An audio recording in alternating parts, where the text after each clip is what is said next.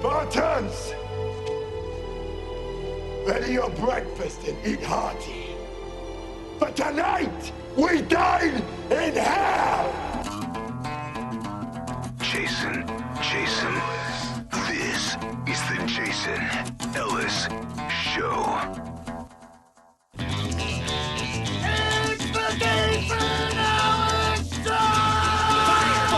Moose Knuckle, Red the Dragon, Knives, Danger, Uncircumcised, Philanthropy, Stupid Stuff, Supercross, Pain, Nipples, Machete, a scintillating bloodbath of hellacious fury, Evil, Venomous, Interesting Things, Awesome! Gotta fucking rock and roll.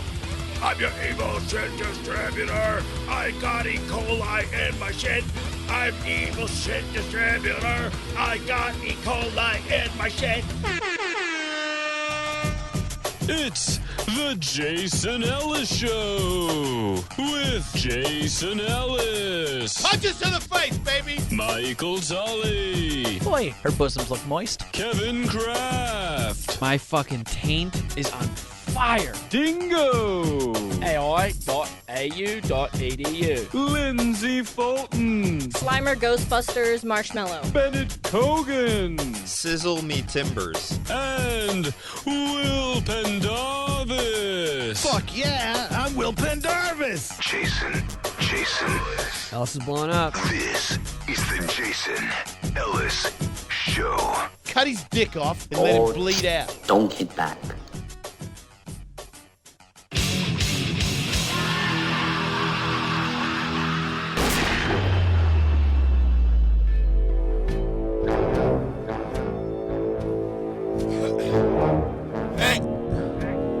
Hey!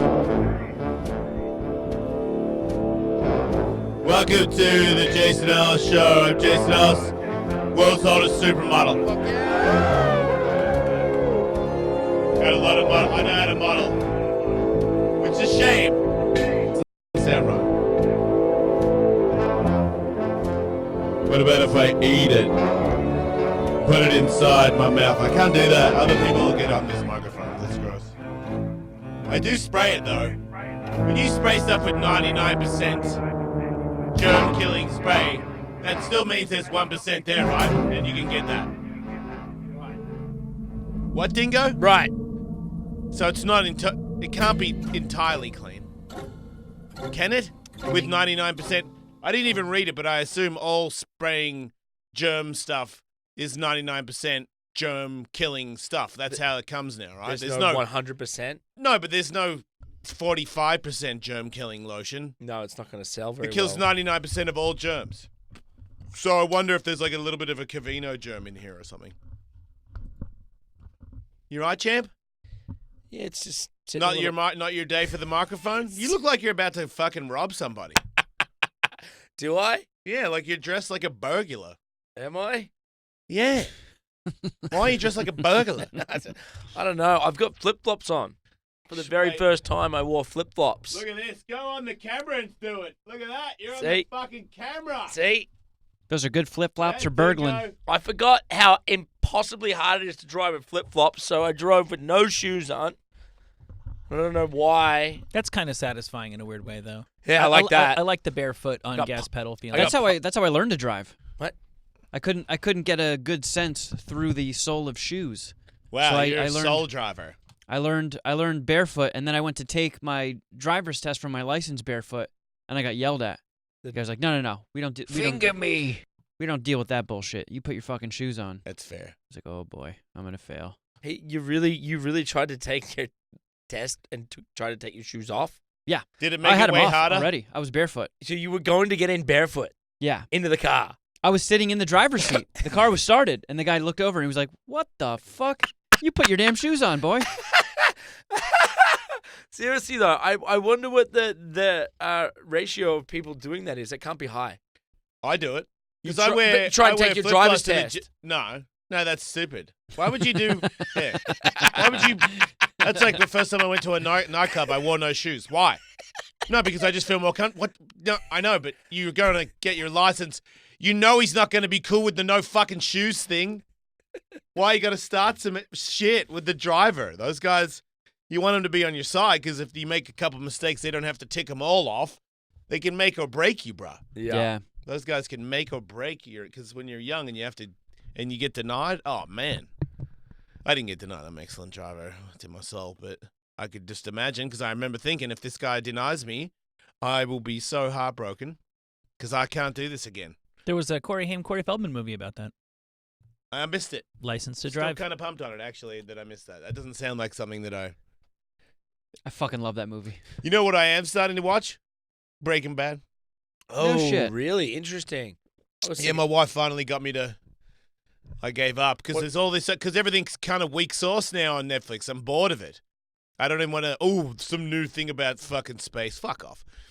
So I was like, man, everyone wanked on about that. But seriously, still to this day, I'm watching. I don't know how many I'm in. I'm in, and everybody needs to fucking calm down. It's pretty good. But holy shit, the things that I've heard about people talking about it, it's just. How far in are you? I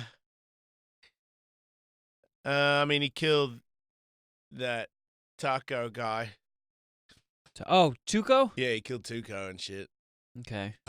And a homie is kicked out of his parents' house. It might take a bit because the shows like that where they plant these little seeds and then they pay off later on in the series. I like it. I think it's really good. Maybe it'll get even better. Yeah. But it's definitely way better than the last 5 or 6 things that I've tried to sit and watch with my wife at nighttime. I'm like, oh, Netflix will put on a thing and give it a go, and it's a bit of a routine. Because I like to just go to sleep to it. A lot of times it'll be on for 5 minutes and I'm snoring apparently. But sometimes if it's good, then I'll stick with it. But I felt like lately they've sort of slowed down when it comes to the but sometimes amplitude of entertainment. Sometimes it's good to fall into a series that at its moment was everything, and now nobody cares. Yeah, and I never had conversations about it. I don't know what happened. I don't know anything about anything because I was just always like, oh, God, you wankers with your... So I could... It's sort of like, I remember whenever I would go to rave clubs where there were chicks, and I could not hear the music because if you just focused on the music, you would go insane because I really didn't like it back then. So... I just zoned it out, just like I can zone out that. Right. It was annoying how much people were talking about it in its heyday. Yeah. I get it though. You want to be a part of a club. I mean, it is one of those shows that deserves the hype, but I feel you. Like I had so many people just beating fucking like Mad Men down my throat and The Wire, and I tried watching them. I had a good run of The Wire. I used to watch it in the parking lot at Swing House before the show. I couldn't get into it. And I thought it was great, but I remember Will saying it was great, and I go, yeah, great, but I'm not. Oh my God, did you see? I can't. But I shouldn't. I sound like I'm talking shit on that person. I shouldn't, because if you get pumped on things like that, get pumped. Getting pumped on things is a good idea, man. It's just to be like meh about everything all the time. I mean, once again, if that's your style too, that's great. But check it out. You guys might not know this, but I didn't have internet. Long time. Can't have it all the time. Then computer, internet, web guy. I can't get on there. I can't do it. Well, guess what? I'm on there right now, live. Boom. Yes, I am an extremist. So YouTube, Jason Ellis Show. Oh, Just I'm type glad. in Jason Ellis on YouTube and you'll see us. Dingo, you're on right now looking like a rubber, but you're looking like you're going to steal some... I got my black toenails out. That's what I'm trying to showcase. More of a hamburgler vibe. Maybe a taco burger. I can see where you're going with I that think one. I need a toenail growing like juice thing, some sort of cream. What's a thing you can? I think my nail died from getting hit. What? Like there's a piece of my nail that won't grow back. Can we have a look? Yeah. I feel that my nails in general are becoming feebler. Do your nails get old? Probably, but look at. I don't know. My hands do this, Michael. Oh, you got the claw thing, yes. Look at it. It's got like yeah, the bottom that piece left I don't know of if it's your growing big back. toe. Look at this. Looks pretty dead. Like I don't know if that bit's gonna grow It looks back pretty anymore. dead. Let me come over and have a look. Come over. Is this your toenail you're talking about? Come over and look at it. Fucking dingo. This is like, imagine if the hair See, I don't know if that thing, it's still dead on the side. It won't reattach itself. What do you think? Like, let's Deej? just say a grown man had a faux That's hawk, gross. Right. I know, right? and on the right side it kept growing and growing and growing, but the left side stayed short. So you had almost like a weird triangle thing happening on the top of your head. Do I? If one were a grown man with a faux hawk, and then one side stopped growing, that's what it would look like. Gotcha. No, your faux hawk looks great, Will. Yeah. I was gonna say, do your toenails get older? Yeah. That's why I'm always talking about wanting to pull mine out. What? I want to pull my toenails out. Yeah, but then just a soft, juicy bit will get hurt all That's the time. fine. I don't care. No skin will grow. I'm over gonna it. I'm seriously gonna go to a nail place and get a man, what's it called? What's it called, Lindsay? A pedicure? No. What's it called when you get the plastic one over the top? Oh, like acrylics? Yeah, I want to get an acrylic like to make my big toe look like a normal one. Because they'll do that, right? They can make yeah. fake one over the top of it. Toenail I- extensions? I would go to the doctors first because that happened to my brother, and he had to get this stuff to put on it to make it grow back. It was really gross. For Yeah, a I while. think you need to see a doctor Yeah. before you see a that person. Toenail Why? 'Cause otherwise, veneers. it could get infected. I think you need and to see a then- Not doctor. infected. There's a I think hole. it You didn't could, even though. look at it. He has a hole in it. He I has a didn't see hole in hole. there. I didn't see a hole. There's a There's hole. no hole? No, there isn't. I saw a hole. There's no hole. You Were need you to looking see at his toe? You don't need to You go need to to the see a doctor. What were you I know. looking at? These doctors think they're so smart. I had a thing going for a while where I stubbed my big toe really bad, Yeah. and it like fucking split my toenail a little bit, and that part of it kind of just turned white and cracked off. Yeah. And it took a while See, before that's what's happening to mine. it eventually it evened itself out. I just had to not trim that side and just let it keep growing. It all seemed to work out. Ladies, See, I most think- of us are available. Put some Neosporin in there. You'll See, be fine. it was a little bit more unusual because I modeled all Sunday. I was doing modeling from sun up to sundown. You see, 'cause I'm Right. professional. Yeah, you're super beautiful. Yeah, that was the tough part, but it's not that tough because I just had to stay focused on all these things that they were telling me to do. What are you doing? Man, you gotta like relax your jaw and breathe and like head down here and look over there and look through the camera this way. Get a And then- boner. Now go soft. Now get a boner. Yeah, there was no boner, but you knew. there was no. I had the craziest it got was Hang some sack. no, I didn't. The craziest I got, what is a jock strap? Like I wore a jock strap with my pants around my knees with a jock strap on, Okay. and then another time I sat on a chair with my pants were like low on my butt. Showing your butt crack. Fucking jock strap over it. And then the last one I did like a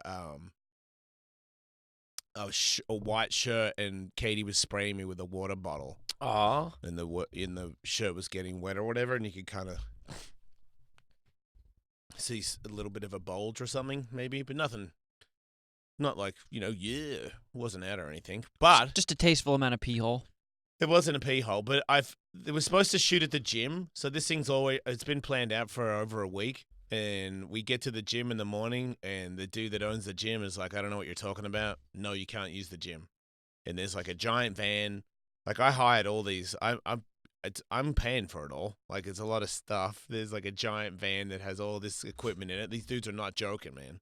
Like this was a total photo shoot with amateur old guy, but they were really professional. So I'm like, wow, really can't. And then, I talked to my coach, and he's talking to him, and he's like, no, I'm not going to work out. And I'm like, whoa, so what are we going to do? Because I rented a car as well, like Why couldn't you use the gym? a muscle car. He just didn't get my trainer didn't tell him or something, and he just didn't. He's like, no, it's too Sunday, can't get an insurance for it or something. And I was like, okay, I'm not going to argue. Dude's a nice guy. He doesn't want me to use the gym, fair enough. So we were like, we'll go back to my house, and I'll try to move cars everywhere, and maybe we could use the garage. And they were like, yep. So I guess a couple of ideas got squashed, so I didn't have to wrap my hands or do any boxing photos because they were going to do that. And the skateboard photo was out of it, but I was trying to get models, guy models to be in there with Katie, because it's Katie and a guy to be, it's more their legs in front of the car. That's like one of the photos. So I couldn't get anybody. Lindsay was trying to get somebody. She couldn't get anybody. So everyone was trying to get rushed to find a male model. So then they show up. Why didn't you call me? because you had to have muscly. The guy said he had to have muscly tattooed legs or muscly hairy legs. Oh, And you I know don't I've got good legs though, right? I don't know anybody with hairy legs. Apparently, That's not a bad thing. I guess, huh? So, but then he found people, and then these two guys came over, and the car parking this car everywhere, and like I said, all these weird, looking and really a lot of stuff. Where I was just listening, I could tell it's sort of like acting. I'm like, wow, I'm really bad at this because there's so many things that I'm being told to do, which means I'm obviously not doing it right. And then by the end of the day, I guess I'd figured out a few things because, man, it was like from 9 a.m. to like 8 o'clock at night, Right. just doing this shit, being some lady put makeup and shimmering stuff on me. I don't know. Like it was some over the top, ridiculous stuff. But at one point, I was supposed to wear a towel. I had like a jockstrap on, so I wasn't nude, but I had a towel on to make it look like I only had a towel on. And there was all these light things and everything everywhere in the garage. And I was supposed to shoot for, I don't know what number this was of whatever things that I was wearing, because I was wearing all this other fashion stuff. I didn't mind it, but I can't tell. But all of a sudden, something fell. Something hit something and fell, and part of the scaffolding stuff fell and just hit me clean in the back of the head while I was standing there and split my head open.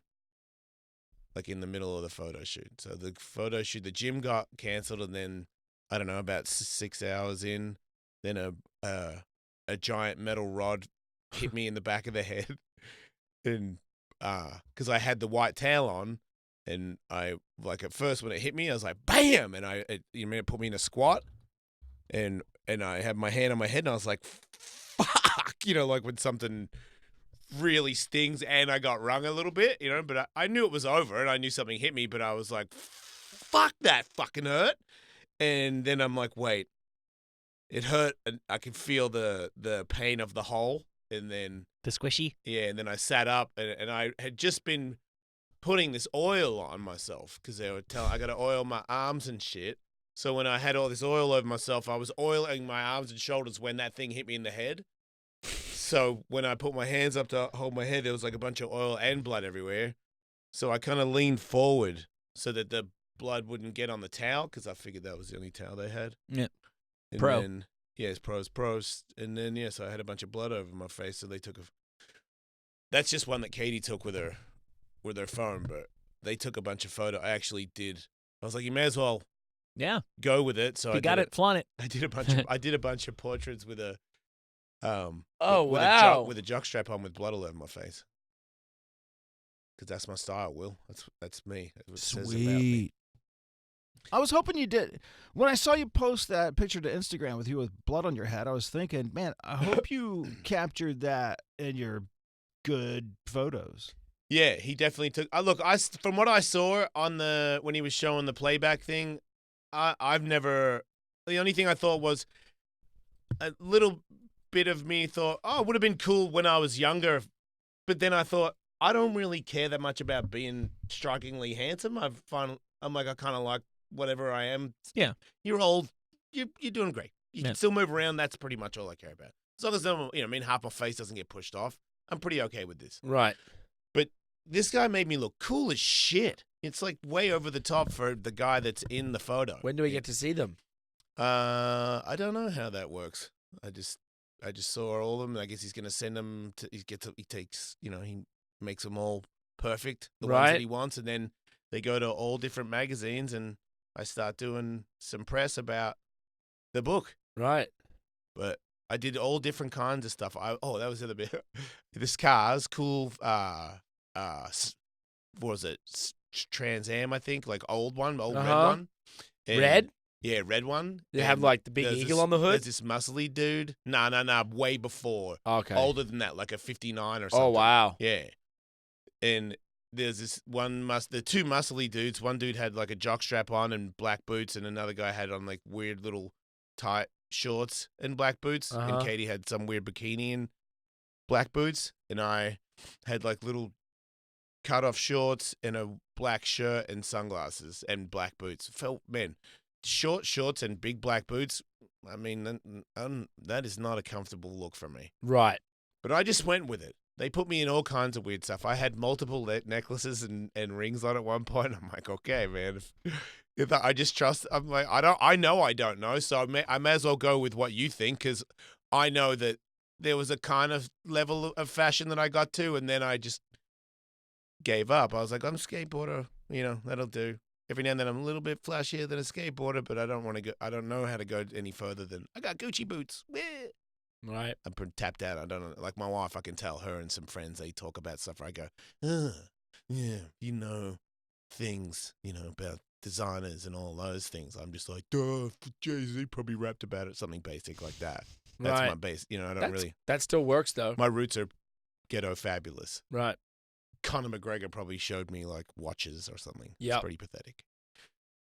But I noticed while I was in front of the car, sitting down the front of the car, and they had their legs near the side of my head. And so it was the front of the car and all the two guys and Katie, and then my neighbors. Their kids are at the window. Watching. Yeah, watching.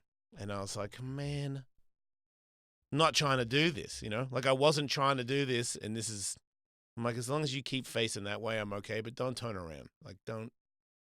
But I thought maybe they would get their kids out of the window. Eventually they did, but I think they filmed a bunch of it as well. Right. Nobody said anything. That's nice. But I was like, it's not actual nudity, but it's still, man. Hey, neighbor. It's LA. Let me do a photo shoot in my garage with cars and models and I don't know. Like it's not. Wasn't screaming or anything, or there was no cuss words. There was no drugs and alcohol, but there was a dude with a jockstrap on, leaning on the front of the car. I mean, Jesus, dude. I remember thinking, man, I'm not trying to do that. I really was not trying to do that. And then at the very end, I made him actually put because they were like, when they do the spray in the shirt thing, I'm like, okay, I know it's not really out, but there's, like you're trying to get me to, trying to get me to do like a thing with a long shirt like a girl would do, like pull your shirt up so there's like a bit of your butt cheek and pull this down so you can kind of, and I'm like, and look, and jaw relax, and breathe, and I'm like, holy shit, dude, this is fucking hard work. Like I was tired. Show us your jaw relax. The most relaxed I got was when Katie stood behind the photographer and pulled her tits out while she was holding the cat. He was like, you're getting good photos when that happens. Keep doing that. I was like, yeah, keep doing that. Jason. Yeah, you're like one of those kids at the J.C. Penney photo shoot when someone's standing behind the camera squeaking like a duck. Yeah. To get the attention. I got it. You just need titties and cats. I got it figured out. I lock up because I've always, whenever I got taken photos of when I thought I was a badass, or I was trying to be a badass. Like in skateboarding, I did skateboard tricks sometimes where I thought I could get knocked out and break my shit right now, and I would still go for it. So I'm a badass. I'm a psycho. So if you're going to take a photo of me, I'm not smiling. I'm a badass. So I've forced myself into this moronic, like you take a photo of me and I go, he's like, loosen your lips. And I'm like, I didn't know I wasn't loosening my lips. You're saying as soon as you go to take a photo, I stop breathing and fucking tighten my lips? What the fuck is that? Yeah, did he want you to just go like, blue? Thank God I didn't do what you did. Remain slack-jawed at all times. Apparently, I did the in-between where he was okay with it from time to time. But it was funny to find, he's like, yeah, like that. And I'm like, oh, okay. So this kind, you know what I mean? And I'm trying to learn. Sometimes it was really uncomfortable even looking at the photo. I'm like, man, I don't even know if but it was still fun. Was there any stuff that they asked you to do and you were just like, fuck no? No, because they didn't ask me to do anything weird. They didn't. Like I said, the craziest bit was the T-shirt, and they were spraying it, and they were trying to get me to pull the shirt down a little bit so that you would see from the side the profile of having a package. Yeah, and I'm like, man, to me, I box with fucking leggings on all the time. Sometimes I don't wear my boxing cup. My shit's bouncing around. I don't give. What the fuck are you looking at? I don't think about it. So that to me, it wasn't from. They were, he was 15 feet away when he took it. There wasn't. You can't see knob bump. You know what I mean? Like there's no shaft knob. That would be to me. I'd be like, all right. I don't even understand why we need to, because that's pretty much nudity to me. But it was just like you've got a fucking package. from the side. That's it.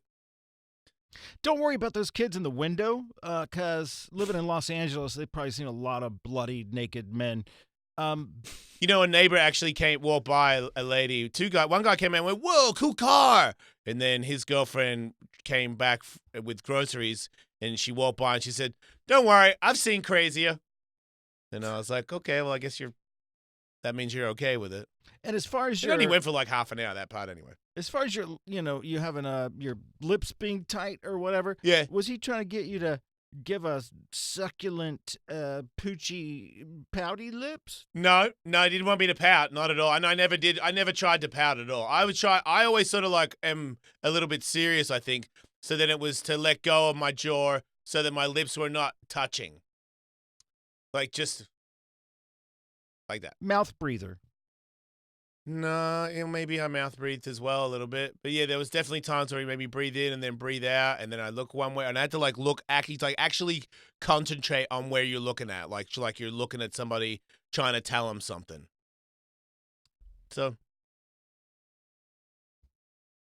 it's a weird job. Seemed like a weird day. It went for a really long time too. And you get like weird snack. You can tell these people are just like TV people. Right. You know, we need to, we're going to have the tacos, and everyone stops and has the tacos, and then they... Oh, they're crafty. Yeah. They had all... Oh, no, I got the crafting, but you just... The way they eat it is very... Yeah, I felt like I was on a movie set, but it was in my living room. And then he had all these racks of clothes that were my clothes, and he put them, he arranged them everywhere for all the different things that I was going to wear. Just watching this dude, there was assistants coming out of the assistants' houses. It was... Wow. It was like I was really impressed by these people They're on another level to anything I've ever been involved in. And I just shot a photo with a book with my friend who shoots Danny Way and Ken Block photos, one of the bigger photographers that I know. And Playback is from skateboarding. So when he took photos of me for the book, you're getting one face. And he's not asking for another face because he takes photos of people that do their fucking thing. And he doesn't ask for anything from it. He just captures them doing their thing. No one's making love to the camera. Yeah. So some of these photos I thought I was like, wow, that dude is cool. So that was quite an achievement because, I've taken photos of myself before. I'm on Instagram all the time. I don't look that cool. So were these people from a specific publication, or are they just taking a bunch of pictures to... Oh, no, this is a team that they have photos in all kinds of giant magazines, but there's what's it called? Publicist that is arranging for this whole thing to go out to all of them. So sweet. Yeah. Nice. And that guy is a friend who's just... And the more I find out from these photographers, he's actually like a pretty big guy in this world, and they're like, yeah, he's gonna make it. He's just gonna send it everywhere. And I'm like, okay. So these photographers also believe in my story because they're like, we think it's cool that you're gonna talk about it, and that a lot of people in the gay community don't know about people like you, and we kind of think it's cool that you're gonna do that because it's your scene.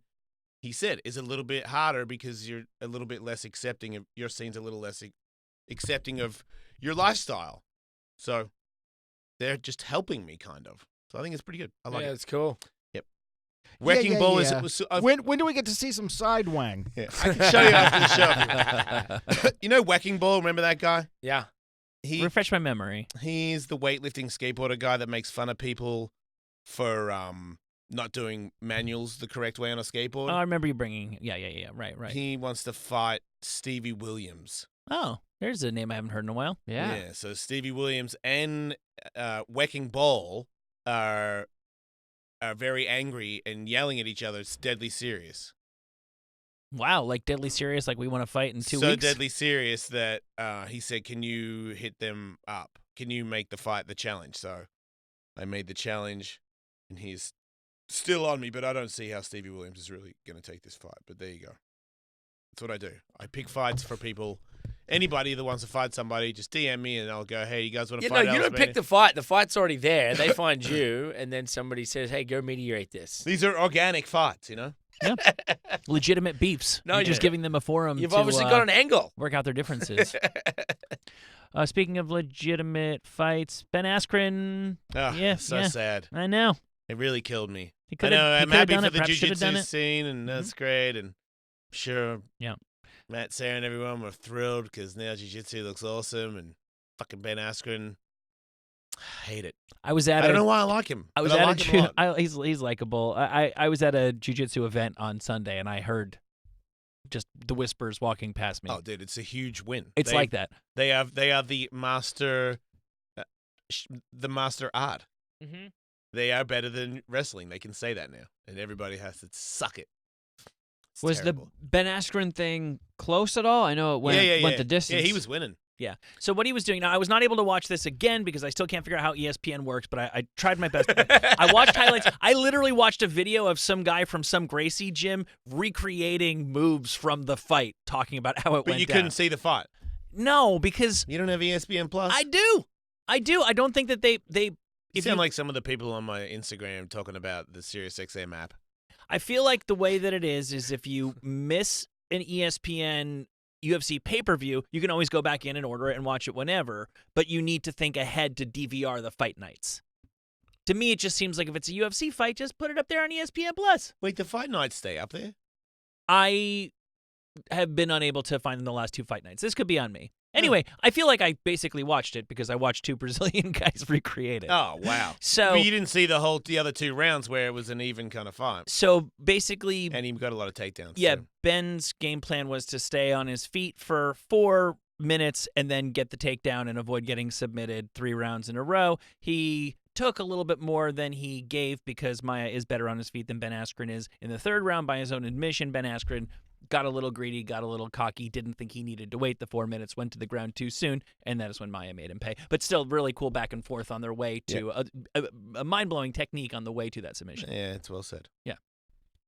But it ended in tragedy as far as I was concerned. I was like, oh, no, again? I really liked that guy being unbeaten. It was fun. But I hope he doesn't.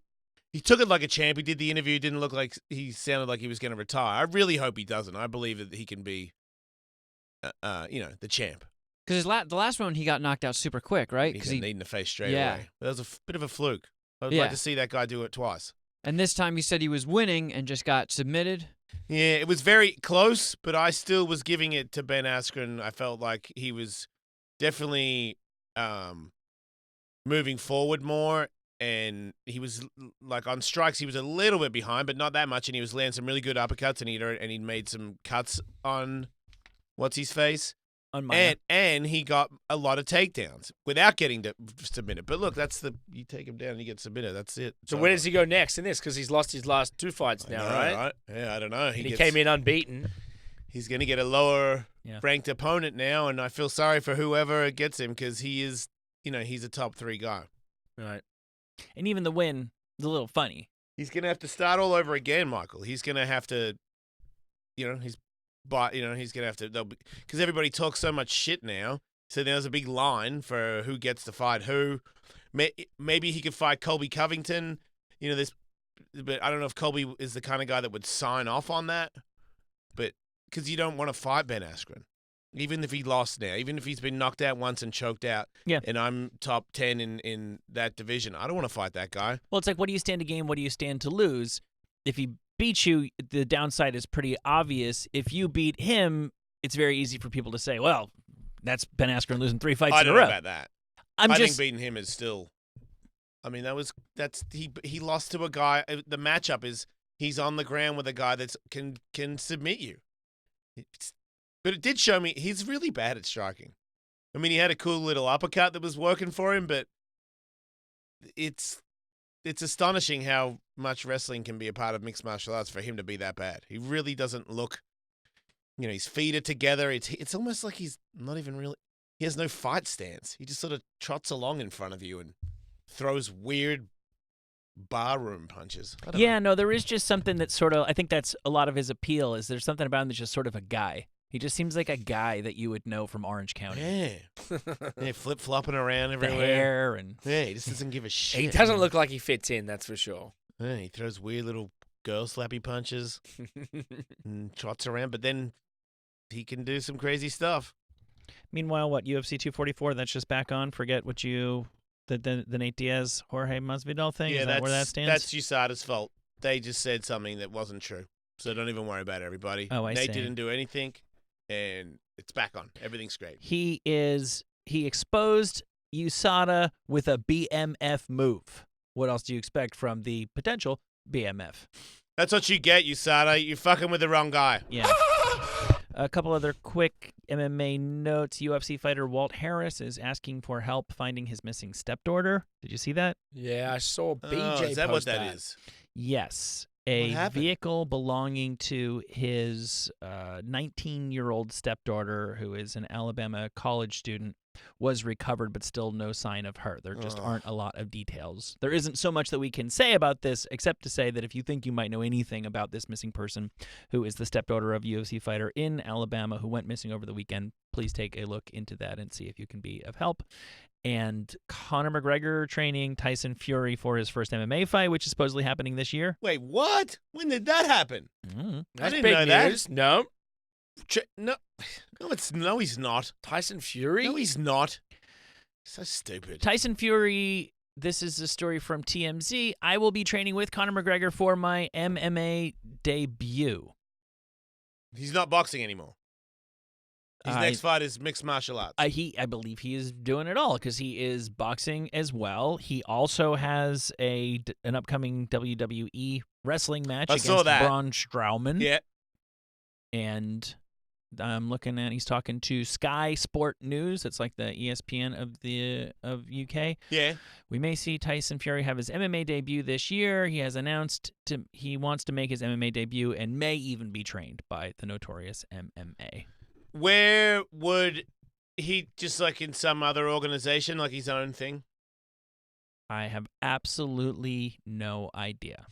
I mean, if he fights somebody that is not a great wrestler, and you have to trade punches with Tyson Fury, as long as he don't give him a giant name, he will beat the shit out of a lot of people. Right? I mean, he just has to punch them in the Yeah. face. And I feel like those bigger guys don't wrestle that much either. Oh, there's Yeah, big you know, guys out there that can. I know. And if you got a guy that was, because he's 0-0, he's never had a pro fight, so he legally is allowed to fight another guy that has had one pro fight or no pro fights. So if you're fighting a guy that's only had one or no pro fights against a guy that's had, it's the same, but he also had 60 pro boxing fights,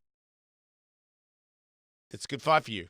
Right. What about, though, like, there are guys in the UFC who are heavyweights who have no interest in going to the ground. I don't know everybody's name off the top of my head, so Like although Mark Hunt. that's the name I was going to bring up. Mark Hunt doesn't want to go to the ground either. So what happens if he has a quote-unquote MMA fight against Tyson Fury where neither of them has any interest in going to the ground? Yeah, that's I'd have to think that Tyson Fury's hands would be broken on Mark Hunt's head. But I would watch that. Who wouldn't? But I would not do that if I was him. I don't like that. Does that mean that means the whole boxing thing? Like, you can't do both. Maybe it's just a little not so serious one or something. I just don't want him to get hurt for the real, no offense. You don't want Boxing. Tyson Fury to get hurt. I want him to box Deontay Wilder, and I want him to box Ruiz. You know, I want him to box the boxers, the best heavyweights in the world. There's now 4 guys that are super cool. You're not going to do an MMA fight? Maybe he's dodging them. Ooh. Maybe. I don't think that. I just think getting paid, right? specifically looking at the fact that Conor McGregor may or may not be involved to some extent or another, just look at how much Conor made dipping into the other sport just for cashing one in. fight. It's Yeah, the yeah, exact opposite, therefore the exact same thing. Yeah. Did I see right that Tyson Fury's doing WWE stuff? Yeah, I Yeah, just you said just that he's said that. fighting Braun Strowman in Saudi Arabia. Oh, that's okay. Yeah. Braun Strowman is apparently a very big professional wrestler. He's got a big mean- beard. I seen him face off on Tyson Fury's Instagram. They like hang out in WWE and they go on stage and they smoke, yeah, and then he walks over, guys, ow, and that guy goes, yeah, America, I got a beard, and then like coming soon, they're gonna fight. I'm like, all right, cool. Yeah, 'cause I mean that's another area he could get himself all fucked up.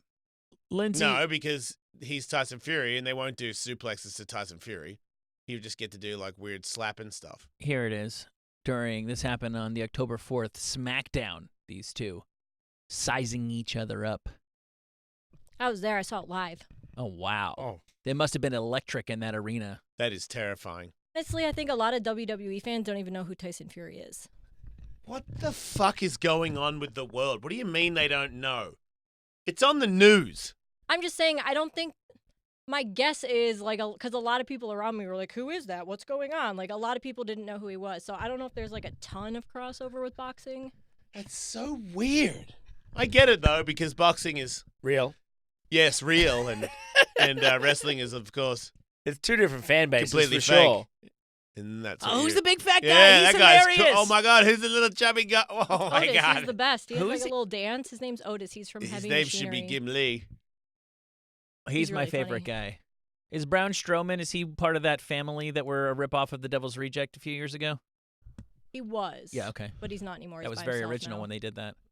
And I saw that other African-American pro wrestler was very offended by feeling that the WWE gave him a T-shirt that was whiteface. Yeah, it's funny because my friends actually black- texted me that before Uh-huh. it came a story, and he was like, hey, I wonder if you can guess what race whatever the guy's name is, because he's, like, brand new. He's like, up and coming in the developmental territory. That's I'll tough. pull up the picture. That's tough when you're a black dude in the WWE and they just tell you, here's your T-shirt. And you're like, that's racist. And they're like, well, it's on sale. Wow. Well, you got to stand up for your right. He did. Well, he is on social media saying, what the fuck? So there's the guy. Oh, that is racist. He says that it's like the red lip smiling thing, and we've seen other products get pulled from the shelves for recreating that. Oh, I see what you're saying. Yeah. He says he went to them and said, boy, this looks like that racist thing that nobody does anymore because it's so racist, to which they replied, no, dude, it's like a Rolling Stones thing. Oh yeah. I see their argument. I was actually just joking. That was supposed to be a mouth. Yeah, you didn't catch that? No. I guess. Why did you not catch that? Oh, It no, just- I can see how you didn't catch that. He's right, because it's like the teeth are written on the lips, which means that it's not a mouth anymore. Yeah, it almost looks like the Big Hero 6 logo. Yeah. I don't get it. Yeah, it's stupid. It's a stupid T-shirt, no question.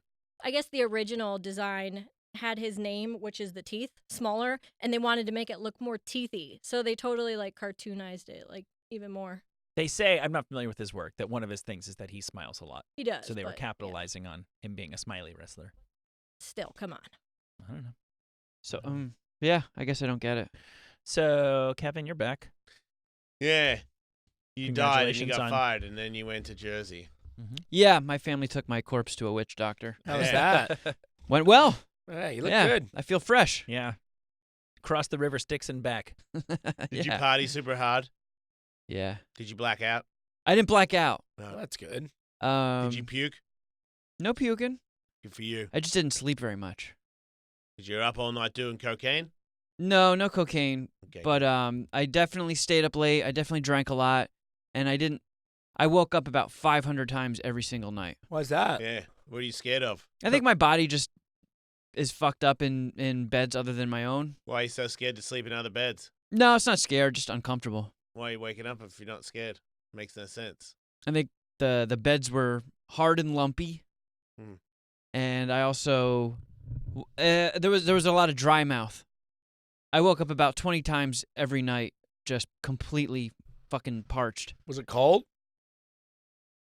Not really. Jersey is oddly warm for the Halloween season, Indian summer.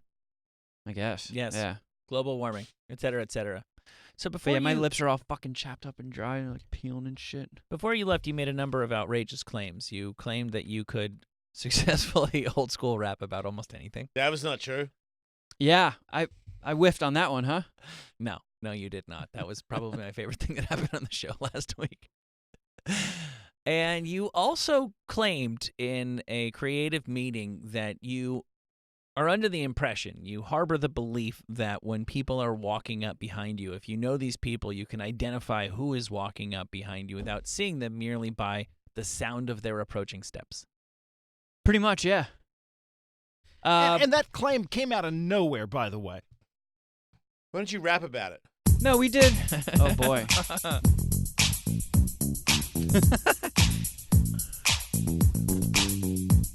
The sound that you make with your feet, it actually isn't that unique.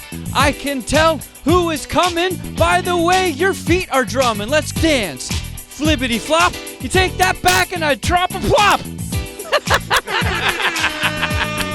Drop that. That's my favorite part of a song when he laughs.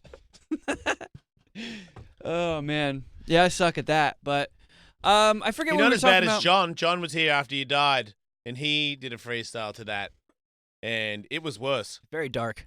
I watched some of that on your Instagram. Yeah. Yeah, He's angry, man. he's got interesting triggers. Or crutches, I mean. Like stuff that he goes back to a lot in his raps. He's like, you know what I mean? Yeah, he And does he calls do that. a lot of people cunts. Yeah, he also Does he really? Yeah, really. That bit goes crazy. He does that like a little too much, quite frankly. Lots of piss stuff. I get He's it. talking though. about piss. I beat his ass this morning. How's his nose doing? I was trying to leave his nose alone a little bit, trying to punch him in the body, and I got angry at him today. And then, Why? well, it's crunch time. It's coming close now, and you need to face some hard stuff, because some really hard stuff is probably going to come for you, and you need to be. I don't want it to be a surprise to him, so I told him today. I was like, enough of this, because I kept trying to correct him, and at one point he did something stupid, and I was like, if you do that again, I'm gonna beat your fucking ass. Stop wasting my fucking time. I got angry at him about it, and got him to get it going and get angry at me, and then I was like, all right, now I'm gonna really try and beat you up. You gotta start dealing with this shit, it sucks, but I don't know. I feel like I can't. If I tell him I'm gonna beat him up and he gets real nervous about it, it's good. Get real nervous about it, because on Saturday when you fight him, you're gonna get real nervous about it. There's gonna be thousands of people there. That dude's gonna be standing in front of you like he's gonna kill you. He's 80 pounds heavier than you. He's younger than you. You're gonna be nervous as hell. So I'm gonna tell you that enough of your shit. I'm gonna fucking start smacking you in the head, dude. You need to fucking move. And I started chasing him around the ring. You whipped his ass? I punched. I didn't punch him as hard as I can, but I was punching him, and he hurt my thumb. I hurt my thumb on his head, and I got angry about that and said I was going to make him pay for that too. I just get whatever excuses I could come up with, making it out like I was going to take his head off, because I wanted him to freak out, get really, really freaked out, and keep fighting. Because if you can do that for a week before the fights, then when it comes to the day and Chris thinks that he's going to start throwing big haymakers and make you all scared and you're going to be trembling in your boots, you're not going to be trembling in your boots, because you just had Jason chase you for 2 weeks, cussing you out and saying, being mean. You're used to it. Yeah. I did do the thing like that candy where it's sour and it's also sweet. Like I told Sour him Patch afterwards that, he's doing really good, and sorry that I was being mean to him, but we got to fire it up here if it's going to be a fight. Hope you understand. And he said, yep, no problem. So. Do you think he's ready? I think he's ready for Chris, but I just think that there's another week and he's already, I think he can get better. I want his confidence to be up a lot higher. Is he good at evading? I feel like that's going to be his best asset. Chris is throwing like those big, giant, powerful punches. He's good at evading until he gets angry. And that's why I keep trying to tell him, I'm like, look, I get it. You got to get angry to get past the fear of it, but you've also got to think, you've got to stay on the planet, and you've got to watch it. It's really not, if you flinch or you get angry or you blink, then it's easier to get hit. If you just watch him fearlessly, it does make the punches slow down. That's just a fact. It's just getting past the fact that some of them are going to bounce off your head and they're going to hurt. So it's a mixed emotions, because it's really fighting your body. Your body goes, get out of the way, and you have to go, no, go into it with your eyes open and look to strike after it. It's the opposite of what everything in your body is telling you to do. You see that dude raise his hand like he's going to throw it at your face, and you want to get out of the way. So he's learning, and when he doesn't do it right, he's now getting hit in the head with it. Like to the point where I'm hurting my hand on his head. But I missed his nose, so he's all right. His blood sacs are intact. Yeah, they're doing He's good. such a wanker with his blood. He knew it. He knows that blood sacs is bullshit. Just walking around the office talking about blood sacs to everybody. Oh man, blood almost died from blood sac attacks. He's in the bathroom talking about it. Jerk off. He was talking about it this weekend. I came in and I saw him, and he was talking about it then. He was just sniffing. I didn't ask him anything. He was just sniffing, and then he looks at me and goes, my blood sacs. It's not, I don't have a cold or anything. Don't mind me. It's just my blood sacs. We don't need to talk about that. He really did. Yeah. It's so stupid. Where's his rap from the other day? Thought we had it. It should be on New Drops 2. They're in like a silver color, I believe. Silver buttons. Yeah. Yeah, I made them silver because I thought Oh. they were extra special. Here comes John Matthews. I've got the chin, and it's gonna fucking win. Chris, god damn. Again, you'll be drinking my piss. That's right. Rolling down your cheeks, down your chest, as I come in to knock out the rest. That's right. Going for your fucking breasts. Yeah, what? Oh, is that your cock? Here comes a big fucking sock. Oh, that hurt, didn't it? I know it did. That's right. As you know it should. Oh, and you knew it would. Oh, boy, you like crying. I can see it. And here comes... And yes, yeah, you like cunt punches? I'll bet you do. Of course you do. Because you are a goddamn wuss. That's right. And, again, the losses are coming. Coming right down your face. Brace for it. Coming all over your face. That's right. That's right. Again. Let me state. You got very sexual with Punching that your one. cunt. Again. It's rolling down your face and your breasts, and I'm coming at you. That's right. I think he's a surprisingly good freestyler. You still training for your fight, Michael? Have you had another go since the last time you went? Yeah. Yeah, I went 4 times last week. Man, I was at the it's gym. a quiet achiever. I was at the gym this morning. Yeah. Yeah. How's it back, working out? I'll be back there tomorrow. I feel better now than I did the last time I fought. I think I was thinking for your fight that because Simon Woodstock wants 3 2-minute rounds. Mhm. Are you gonna do that? I have to. I can't. I don't. He won't find me if he doesn't Is that get what what he he said? wants. Really? Yeah. So you should do that too. I'm glad you said that. My opponent, I was going to talk to you about that actually. My opponent was under the impression the entire time that's what it was and DM me to that effect. And I was like, shit, if that's what you want, I'm not going to be a hero here. Yeah, let's make it Yeah, that. beautiful, beautiful. Is he training? Yeah, Or is he I just think sticking so. with Yeah. yoga? I No, haven't. he DMs me all the time that he's at the gym sparring people and hitting the bag. You know, people of his stature. It happens, man. What's his, I sparred Eddie on Saturday and God damn it, Ellis fam. Fuck, I'm so punchy. Came down. Ellis fam guy came down and worked with John. Oh, nice. Everybody's down there punching people. Whether they're going to be good at it or not. It's a whole different story. I just feel like it's not he's not going to get slept. It just doesn't work like that. And they're going to see a lot of will, you know? A lot of I'm going to take off my shirt. wills are going to be tested. You're going to see more Will than you've ever seen before. Yeah, more Will you than want. Are you really prepared for that, Will? You think Nope. you think his shins are shiny? Wait till you see his Shiny belly. Oh, nutsack. I talked to Jake Ellenberger, and Jake Ellenberger is confirmed as Ace Frehley. Awesome. That's cool. Perfect. So he's going to Ace Frehley is going to be in the ring at all times, who is also known as Jake Ellenberger, and he's going to be in there at all times. If you are not putting on a show, Ace can kick you and punch you whenever he feels like it. Beautiful. Are there any bouts that you kind of don't want him interfering in? Yeah, I don't want him to interfere with the because it was going to be the cowboy fight, but I got those sumo suits, so I'm going to have him dress as sumo. So the sumo fight is 2 guys that have pro MMA careers, so they're going to actually fight each other dressed like sumo people. That's a real fight. So I don't need Jake to be in that. What about like the John and Chris fight? What you mean, like help John? Well, no, that's the thing. Like, if he gives like Chris one too many shots or John one too many shots, then that person will have I felt like I was doing okay, but then I got fucking MMA freely. I don't think that. I think if it's so apparent that John is about to die and Chris isn't even tired, then maybe it would be okay for MMA freely to help John because it's already over, but not hurt Chris. Yeah. Just box him a little bit to keep him Not away. sneak up behind him and knock him out, and then John's the winner. I don't want anybody to sneak up on anybody and knock anybody out. What the fuck?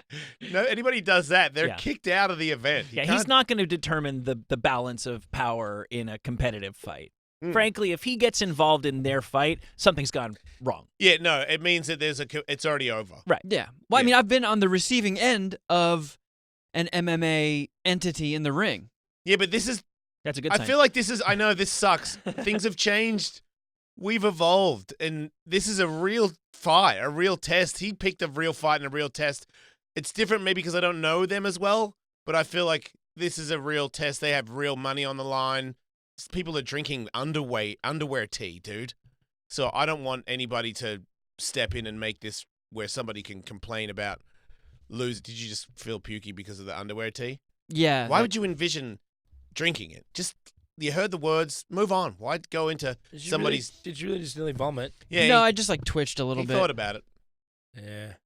I can't help it sometimes. I think, John could win $2,000 or up to $2,000 in motorboats and God knows what else he's getting. So I don't... And some poontang. Yeah. You think he'll get poontang? If he wins? If he wins and he's... I mean, I feel like it'd be good if he really lost and got like knocked out or got cut and had to go to hospital and get stitches. Then he would get way more pussy than winning. Right. But I don't know if it's worth it. One other question about training, John, and this is going to determine how I bet on this fight. Is he wearing headgear when he's sparring other people, when you're sparring with him? Yes. Thank you.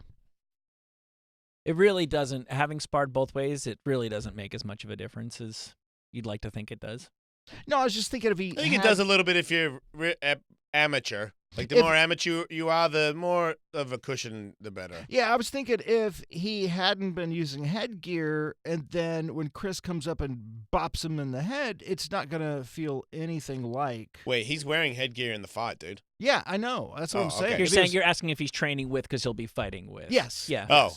Yeah, and as somebody who's been hit in the head repeatedly with both, it's cool. I want it for my fight, but it's not a night and day difference. And it also adds the element of you can see it in your peripheral. If you get sweaty like I do, it can move a little bit. It totally gets in the way sometimes. Yeah, it introduces a set of challenges as well. It does, but to me, without that headgear, man, it would be a whole different story. And if you're dealing with people that are amateur and they don't hit as hard, then that headgear really does make a difference because there's a certain amount of weight on a punch that just goes through the headgear. Mm-hmm. But if you're tired and you're whipping them around everywhere and they're just bouncing off the side of your head, headgear's good. Yeah, agreed. You're definitely not getting hit as hard when it's there. Yeah, I think if you have your glove up and the headgear, you'd be surprised how much of a punch you could take. So that's the other thing I told John. I'm like, worst case scenario, if you got your glove up, you might be able to take enough of these shots from him to where he gasses out on you, because he can take a shot. I mean, I've hurt my thumb several times on punching him in the side of the head, and he will go, it'll knock him like 3 feet to the left or whatever when I hit him, and he's still there, looking all angry, jumping around with a weird psycho eye at me. Sometimes I'll do it, and he goes, "Damn it!" and gets angry, and I'm like, "Getting angry, dude." Oh, he's adorable, little mofo. Yeah, there you go. We have a guest who I think is just about ready. What? Hey, how's it going?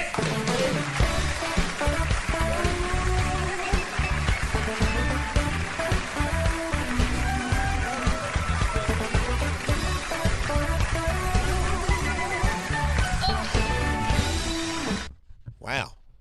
Just out of nowhere. Wasn't sure you were going to be here today. Oh, really? Yeah, it was a surprise. I'm super stoked. Happy birthday. Thank you. That a little bit late. Surprise. That's pretty close. Jerry Springer. That's a good birthday present. Yes. Jerry Springer, welcome back. You wouldn't recall you were on this show years and years ago. We were 2 studios ago. I was a young man then. You look great. You don't look like you've aged at all. Oh, yeah. I'm so old. I should be dead. Yeah. Wait, really? How old are you? 75. That's not dead yet. Oh, good. You've Yeah. got a TV show. You can't be dead yet. 85. 10 more years, I'd be a little bit worried. Oh, but you've just made whoever is 85 listening to your show right now, they're all going, oh, God. Look, if it makes you feel any better, I feel like in 10 years, I'm going to be a little bit more worried. Oh, no. How old are you? What? 48. Oh, really? Yeah, so 58. Whew, TikTok, if you're looking at my bloodline, none of us last that long. Oh, well. You probably got a lot. You are losing your hair. No, I'm not. You don't know that. You're right. Yeah. Yeah. Maybe I am, maybe I'm not. You comb that tattoo every morning. Every morning. That's how it looks so pristine every morning. It looks great. I take good care of it. Yes. So you're healthy and you're out there promoting because you just don't stop. The machine never gives up. I'm afraid to stop. You're an entertainer. You mean you're afraid to stop as in you think if you stopped, you get bored and die? Yeah, I mean, the idea of getting up in the morning and not having some place to go. Actually, I did start to worry about that as I got close to ending the other show. Yeah. Then I started to think, oh, man, because I've been doing it my whole life. I've been working at something. And then all of a sudden, I don't play golf that well. And I love taking vacations, but you want to have something to vacate from. Yes. Yeah. You don't want to then come home and say, well, what do we do today? So... Yeah, I'm very happy that I got a job. But so what about on an island, though? Because you've got lots of money, and those guys that live on islands where they catch the fish and they do the... You don't want to do that? Are you hitting me up for a loan? Is that what No, this I don't is want any about? money. I'm going to go to an island by making my own money, and I'm going to do it. But why don't you do that? Like, you spear the fish. Probably have abs if you live there long enough. You could have a bunch of rum. Do you drink rum? I'm in shape. I mean, a circle's Wasn't a saying shape. you weren't. I feel like you're coming at me a little bit. No, a circle's a shape. Well, you said getting abs. I feel like if you live on an island and you just wear the trunks and you spear, it's not and you only pretty. eat fish because you're living off the island, you would be I have shredded. reached the age when I'm at these magazines, you get at the supermarket, and they're always taking pictures of these, quote, celebrities coming out of at the beach. Right. And they look just horrible. Yep. And I've reached the age where, honestly, I just wear a T-shirt on a beach because someone's always snapping a picture, and frankly, it's not a pretty picture. Well, if it makes you feel any better, I'm 37 and I wear my T-shirt at the beach. Yeah, Well, I he feel should better too. now, He's yeah. hideous. Yeah. There you Yeah. go. What about a one piece like they used to Oh, right. in the olden days? What about coming in, blowing people's minds with a sexy one piece? Yeah. Got a You ever thought about that? parasol. Well, this afternoon I'm going shopping. Somebody's got to bring it back. It might as well be Yeah. you. Well, yeah. Does Depends make that? They slot right. Wow. They slot right in there. Wow. Never come out. Got right in there. So Where, it's Australia? Yeah. Yeah, where? Melbourne, Australia. Oh, yeah. It's beautiful. You've been there? Yes. You go everywhere, right? It's Mhm. weird that you would go. Were you in Melbourne, Australia for a vacation, or why'd you I go? was doing some television there, actually, Okay. as I remember. Yeah. They're in Sydney. Okay, yeah, that makes sense. It's more of the TV. Yeah. Yeah, right. City. Yeah. What were you So gonna say, the Michael? Jerry Springer show, which is not what you're here to talk about, Yeah. finally came to an end after 17 years. 27. Oh my god! Yeah, I can't do math Yeah. anymore. Yeah. Well, you carry the 2 and then put There you no. go. How you do, So math, it- Michael? No. Did you finally run out of trashy people? What happened? No, there's 7 left. No. They it's still on the air. But we had already taped 5,000 episodes, so it can run for years. I mean, there are episodes that people haven't seen yet. But after 27 years, I was kind of ready to, I thought, retire. Mhm. But a month before the last show, NBC came into the office and said, you're a lawyer, how about doing Judge Jerry? And it's the first time I ever thought of that. And I said, gee, that would be kind of cool. And all of a sudden I got excited about it. We shot a pilot. That worked out. And now we're doing the show. So that's how lucky I am. People come, every job I've had, except mayor, that obviously I had to run for. But every other job I've ever had in life has been handed to me. Recruited out of law school to be a lawyer. Swimsuit model. Handed to you. Yeah. And, I've been a model on radio. That's about as much as I get. No, I can't do swimsuits. What do you think the success of that show naturally came from?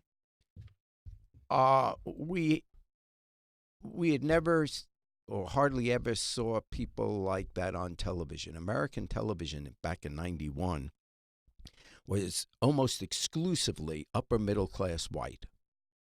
And if you were African American or some minority, you were in one of the side channels, or you had to be a doctor living in the suburbs like Cosby.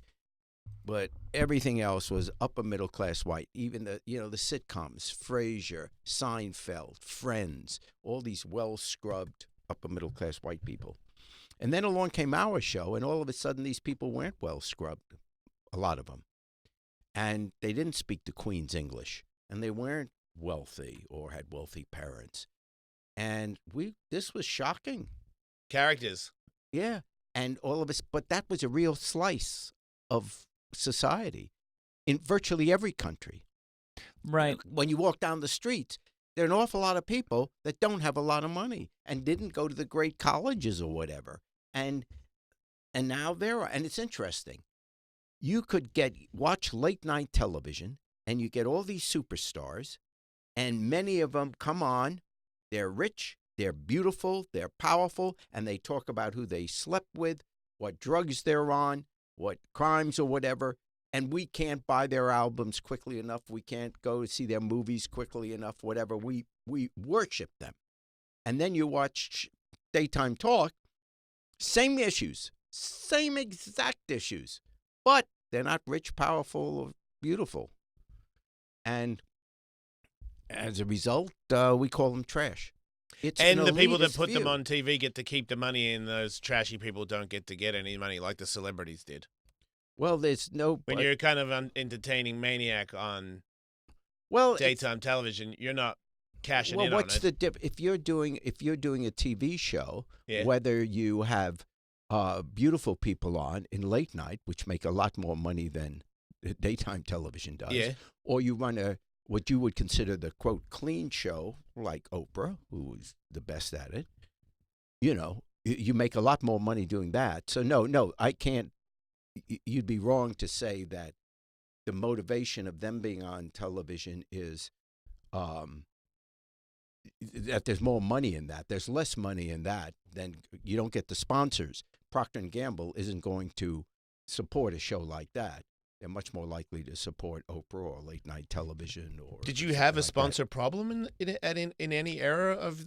Well, there always was. We got sponsors, but it wasn't the quote blue blood. Was it not the level as in like? No, it did not make no. The money level was the same, or not even that. No, the money level wasn't the same as Oprah or late night television. But there wasn't a time. There wasn't a time there where you could kind of ask for. Well, our ratings were phenomenal. Yeah, I used to skip school for it. I used to love faking a sick day for it. But it wasn't the money maker that the quote cleaner shows are, like Ellen, Oprah, or whatever the shows are today. So as you said, you were in touch with a slice of the American public that doesn't make it on TV very often, still to this day. For almost 3 decades, did you see those types of people from those walks of life evolve? Did you see America change over the course of 27 years? No, it just technology has. If you had television 2,000 years ago, you could have had talk shows. 2,000 years ago, the subject matter was exactly the same. People would gather in the town square, they'd gather in the marketplace, and they chat with each other about, oh, did you hear what the neighbor did? And they did this. Oh, he was with her? Wow. And if you have television 2,000 years from now, you'll have the same subjects. The only thing, we're social beings. We always talk about what our neighbors are doing. That's what we talk about. When you leave, we're going to talk about you and your swimsuit. Oh. Yeah, we can't wait. I'm going to Google the photos of it. They're out there. Yeah. We're going to find out how sexy you really look in a T-shirt. Oh, forget that. The thong. Oh, you remember the thong? The Speedo. Oh, you could have been a great model for you, Jason. Yesterday, I could have used you. Yeah. So, it's, well, I've said the piece, but it's the society hasn't changed. It's that the neighborhood, because of technology, has now become the planet Earth. So where we used to talk about what the person down the block was doing, we can now, whatever happens, the whole world knows. We know more about the Kardashians than we know about our next door neighbor. Not me. Pretty proud to say it. Gossip is global. I can You do don't it. know- I can do it. I can do it. When I see it and they show it to me on the social media things, I can go, nah, not gonna do it. I'm not gonna be a part of it. So I got my thumb. I'm in control of my thumb. Not controlling my penis, but I'm Yeah. controlling my thumb. Yeah, well, I can- I try can- using it. Yeah, you'll get in less I should trouble. get my thumb to talk to my penis and see if they can't work something out. Yeah. So you're Well, your thumb is big. Go ahead. Be surprised, son. Shit matches my thumb. Wow. That's Jerry and James Hetfield both gave me little dick jokes. I will never forget that. That's awesome. Thank you. But you're a lawyer, so you have to decide things now. This is a different job, right? Are you Yes. telling people Yes. you're like convicting people, kind of? Well, it's civil cases. They're not So criminal. But Yeah, I have to and make they a came in- judgment. they thought Sure. they were going to win, and you were like, nah, you don't Yeah, win. but you still can be. Are you nice? Yeah. You don't get mad at people for being in. Is anybody like inappropriate? Do they have like too many colors in their hair and they start talking like that? Catch me outside, bitch, and you have to like tighten them up and say, "Listen, motherfucker, you want me to get Steve out here or something? You have like a new Steve." You could be Steve. Oh, He see, could now we're be. talking. I would love to be your Steve. I'll fucking Yeah. stand there and threaten all the kids. Yeah. Yeah. Love threatening kids. Oh, yeah. Yeah. I got kids. You're so- scaring me. You have kids? Yeah. Yeah. They're great. Well, I'm sure they are. Yeah. I don't threaten them. Of course not. Not much. No. What is the angle for your judge show? They've all got to have their own wrinkle. Well, You it's smoke weed the whole time? No. It's the Somebody else did that. Yeah. It's the personality of the judge. So my personality is I treat a case as I would talking to my daughter or our grandson. Serious. Yeah, in other words, I'm never mean. If I decide something, I'm explaining to them why I'm deciding this way. It's not because you're a bad human being or anything like that, but here's what you did, and here's why it's not fair, or this is why the law is against it, etc. So I think if you're kind and nice to people, they may be unhappy with the decision. But you know when they're interviewed afterwards, this Yeah. is true. You just got me thinking about it. You know how afterwards they go outside the courtroom and they're interviewed. What did you think? Almost invariably, and I think I understand why, but invariably they will say the one that loses the case. Well, I'm not happy with the decision, but it's Judge Jerry. He must know what he's talking about. You know, because they wouldn't agree to have me be the judge if they didn't like me They to respect begin your with. authority. Yeah, because You're saying if I called it and was like, guilty, motherfucker, that guy, he'd be bitching about it, saying, I don't know what I'm talking about. And he might have an argument. Yeah, but the point is, they wouldn't agree to be on national television with you as the judge if they didn't have a good feeling about you to begin with. Right. But you do see some people who go on those shows and they have like a bit of an attitude about them, and they present themselves in kind of not the best way. Did they pick? Are they giving you characters of some of these court cases where it looks like they were almost trying to be on your old show, like they're fucking crazy? Well, to the point where when you look at the filings in the case, it's pretty hard to base it on their personalities because you're looking at what's been filed, what their argument is. You know what I mean? It's a legal thing.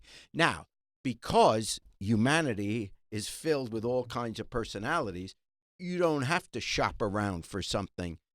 When you get people that are involved in a conflict, they're probably going to step outside of their normal, polite behavior to begin with. They're angry. Yeah. You're upset about this. So they're not necessarily coming in saying, well, whatever you think, what do you think we should do? No, they're arguing their case. I mean, they're not cursing. They understand it's a courtroom. Yeah. But you're getting that. So that's where the humanity comes in. That's where people can look at it and say, and feel it. Right. So- These are people who've come to an impasse in their lives, and they both Yeah. decided to dig in and say, Yeah. I'm going all the way on this one. There's inherent drama there. Exactly. And it's not the audience laughing at them as they may have done with the other show from time to time. On this one, they're there's not serious laughing. people in the seats. Yeah. Well, Like, can I line up and be in the? No. Oh man, I'm not allowed to be. I in. don't even know the end of your sentence. But he's already hanging your picture backstage and saying, "Don't let this guy in." Yeah, you're in He's the a smart front dude. row. But is there a studio audience kind of thing? You know how they have the judge. Oh yeah, it's just like a courtroom. You got a courtroom. Yeah, we have I think 7 rows packed. So it's So a packed legally, you courtroom. can't stop me from being there to watch this. If I say something, you can kick me out. But if I Yeah. behave, I'm allowed to be there, right? Sure. I lined up. I came to see Yeah, Jerry be the judge. What yeah, the fuck? Yeah, you're off parole now, right? I didn't go to parole. I'm not that guy. I just I look know. like Jerry, it. I've known Jason for over 10 years. He's never been in contempt. Yeah, in contempt. Not yet. I'm going to get to find this address and get down there for Yeah. this show and get in contempt. Yeah. No, you got I to. want Judge Jerry to be like, get that fucking guy out of here. And I'm Oh, like, come on, Jerry. No, you got to be there. Actually, that would be great. What about that time we hung out with the swimsuits? Yeah. Make up a bunch of weird shit. You're gonna Order in the court. Order in the court. Do they make up a new set for every judge show, or do you guys just like Judy leave and you no, come in and and that's NBC spent a ton of money on Dang. building me a courtroom. I Yeah. mean, it's beautiful. Honestly, the wood paneling, it's a real. Do you wear the courtroom. thing? Yeah, like the robe. The robe Sure. thing? Sure. This is how they save money on the clothing allowance because I wear the robe. You just wear every the day. robe, and you have the police right standing there, right Yeah. next to you. Yeah. All right. the bailiff? Bailiff guy. Yeah, sorry, Yeah. I didn't go to court. I Or saw a or clip. school. I saw a clip from the show, Jason. I think you could take this guy. Yeah. Yeah. Oh yeah. There are not many people I know that could take you. Once again, you're a smart guy. I mean, I'm having trouble taking you. Come on. So We're just hanging out. what's one of the more interesting cases you've come across so far as a judge on your TV show? Anything stand out to you? Well, I just found it interesting. There was this one case where it was in a small town in Minnesota, rural area. And this guy he has an elderly mom, and he goes to her property out in farmland and is plowing the snow off her land. And he brought his dog with him, his pit bull. The dog was running around the land and goes to the next property, and there's an elderly couple living there. They see it, the pit bull, and the pit bull, according to them, starts snarling at them. They get scared. They run in the house, normal human reaction. Mm. And then the guy, he says, we ran in the house, shut the door and locked it. Now I'm wondering why he locked it. What is the dog going to... He might have a key. The dog might have a key. They say they're Right. very smart dogs. Yeah. So anyway, he locked it. But then he opens the window, takes out his shotgun, and shoots the back legs off the dog. Oh, you got to be joking me. No, seriously. I hope you fucked that guy up, Jerry. Piece of shit. Sorry, it's your court. Order in the court. My bad. My bad. Get me riled up. There's no way you're going to make the audience. You're going to fuck this guy up, Jerry. Give him the chair. Yeah. Electrocute his ass, Jerry. So, that's what he did, and obviously 99.9% of all human beings would have the reaction you had, and I had that same reaction too. I said, first of all, it's understandable you're afraid of the dog, but what a normal person would do is you run in the house, you shut the door, and you pick up the phone, you call the neighbor. Is that your dog? You call animal control. You call 911, 100 things.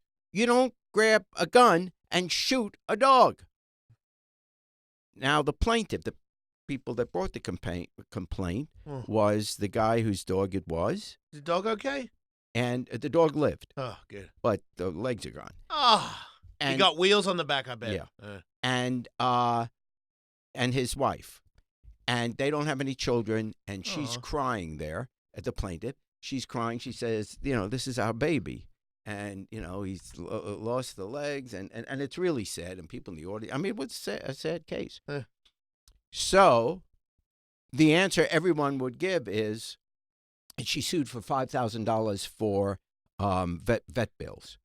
So the answer would normally, the first blush is, of course, $5,000. Sounds fair. Sounds fair. Can't give him more than that. Now, here's a little bit of a twist. In that town, there is what we call a leash law, and which means that if your dog is outdoors, the dog, and it's not your property, the dog has to be on a leash. And the reason for those laws is that things like this won't happen. Now, normally it's a dog biting a person, but there's a reason we have these leash laws. And if I would say leash laws don't have to be enforced, forget it, it's not a big deal, then there's no reason to have leash laws anymore. No one would follow them. So there has to be some consequence for not obeying a law that was derived specifically for these kind of horrible accidents.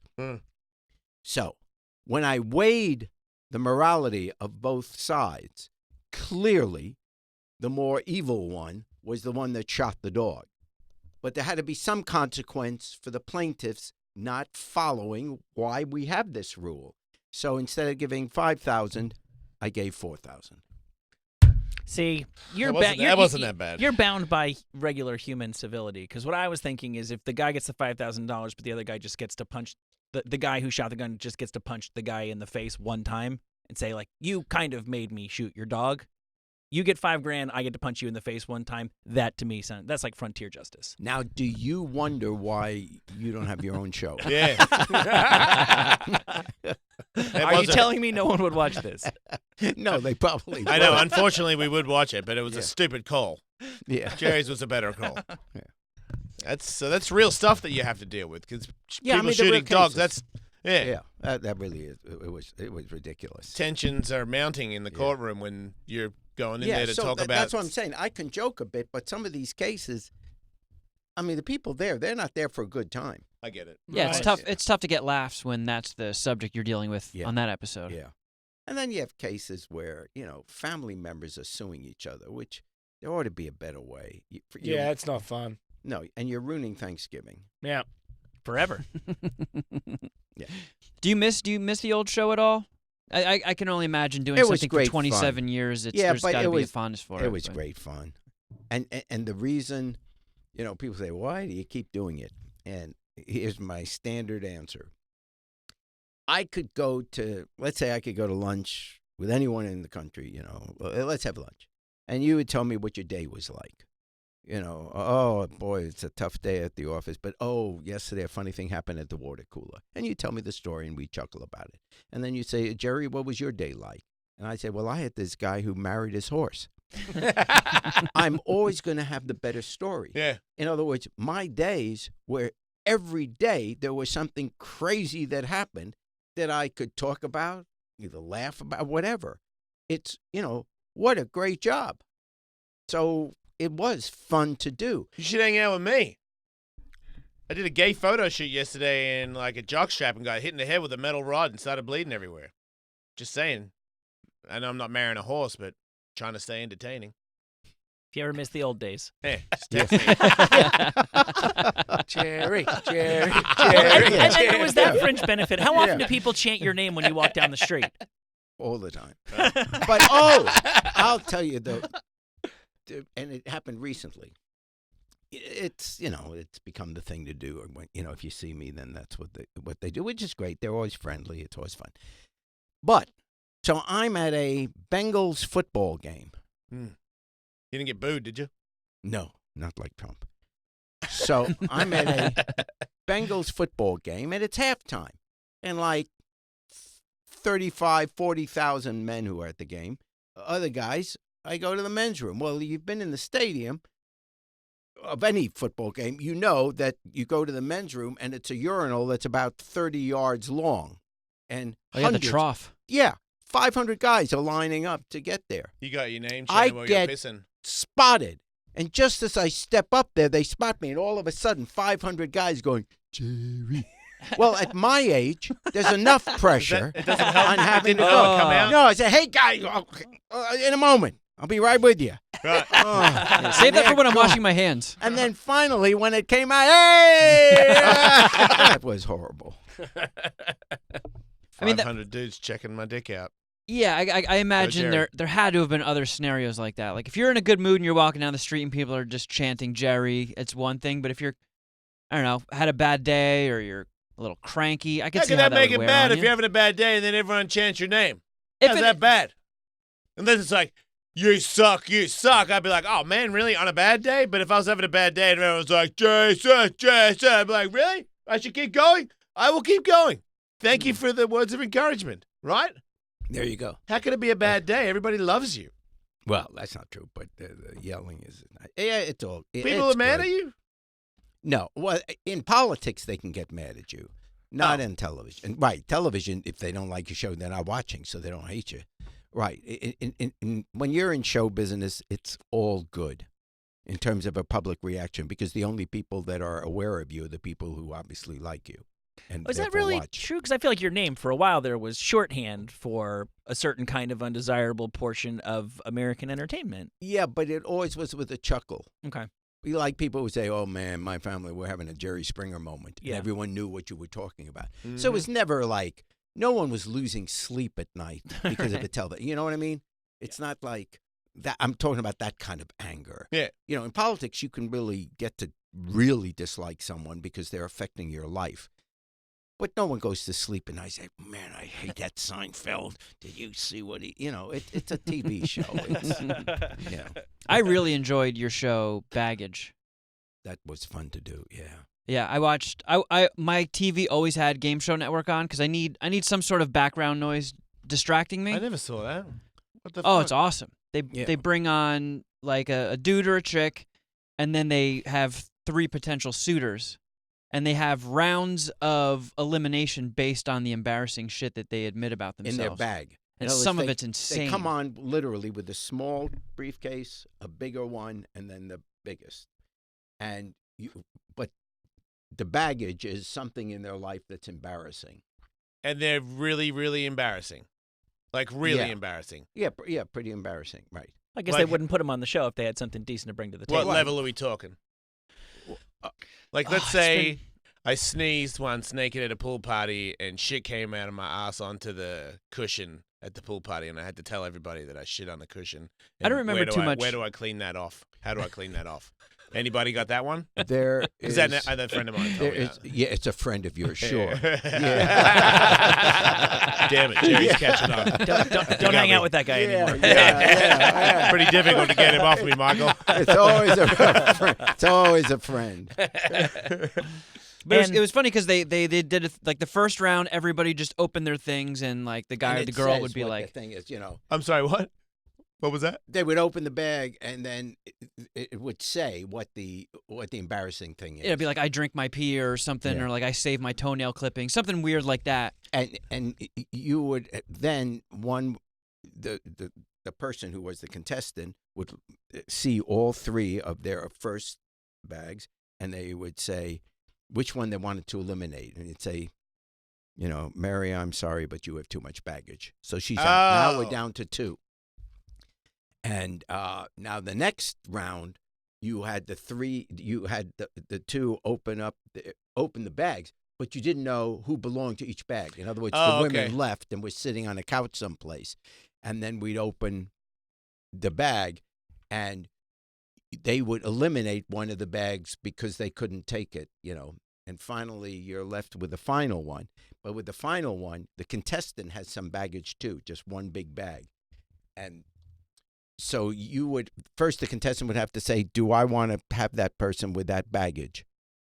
And if you said, yes, I accept you, Then they see your baggage. but then she gets to see yours. And And if she it's- might not like it, and then so it's all you over. get dumped. Right. Yeah.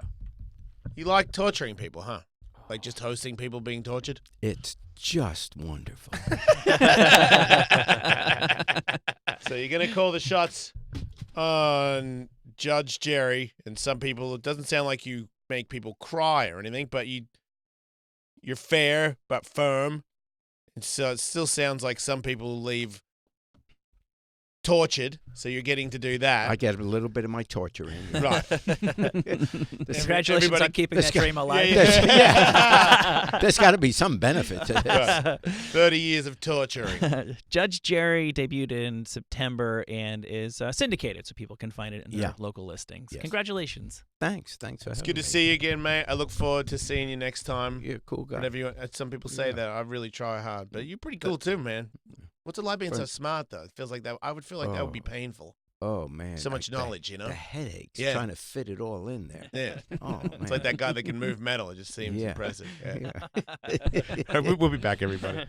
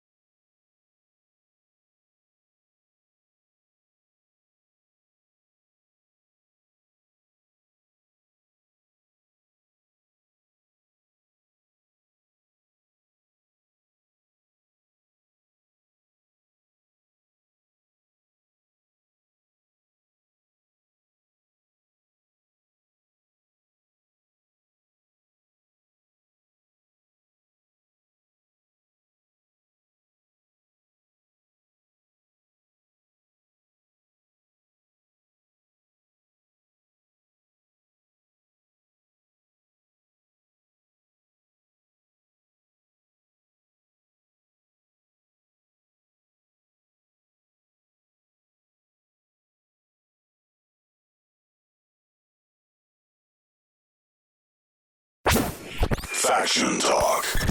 Sirius XM 103.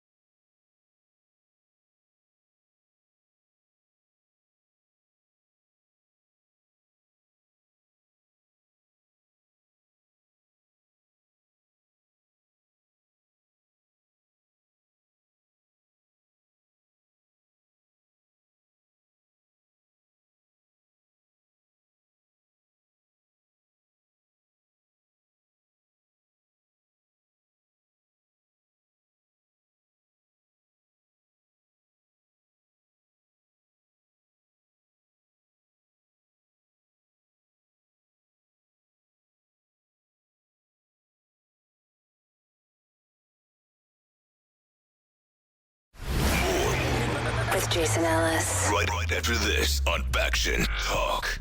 Hey, everybody. What actually makes a better toothbrush? I've been wondering. Yeah, is it industrial strength power or claims of miracle trendy ingredients or multiple modes? Probably, right? Yes. If you ask dentists, they'll tell you it's less about the brush and more about how you use it. Quip was created by dentists and product designers to focus on what actually matters, your oral health, healthier habits. Quip sensitive vibrations with built-in timer. Am I on the radio? Built-in timer. Guide, gentle brushing for a dentist recommended 2 minutes with 30-second pulse to ensure an even clean. Quip automatically delivers brush heads every 3 months for clean new bristles on schedule. The sleek, intuitive design is simple to use and comes with a travel cap that doubles as a mirror mount, yo. These thoughtful features make brushing something you actually want to do twice daily. Good habits matter to live a healthier life. So for help from fresh oral health habits with Quip. Quip starts at $25, and if you go to getquip.com/Ellis right now, you get your refill pack for free. It's getquip.com/Ellis. That's getquip.com/Ellis, everybody. If you go there, you get a discount. And yeah, we would appreciate that. So go on. The Jason Ellis Show. I don't know. I think we've all done dumb stuff when we've been in an argument in a car. Name one dumb thing I've done. Can't think of anything. Thank you.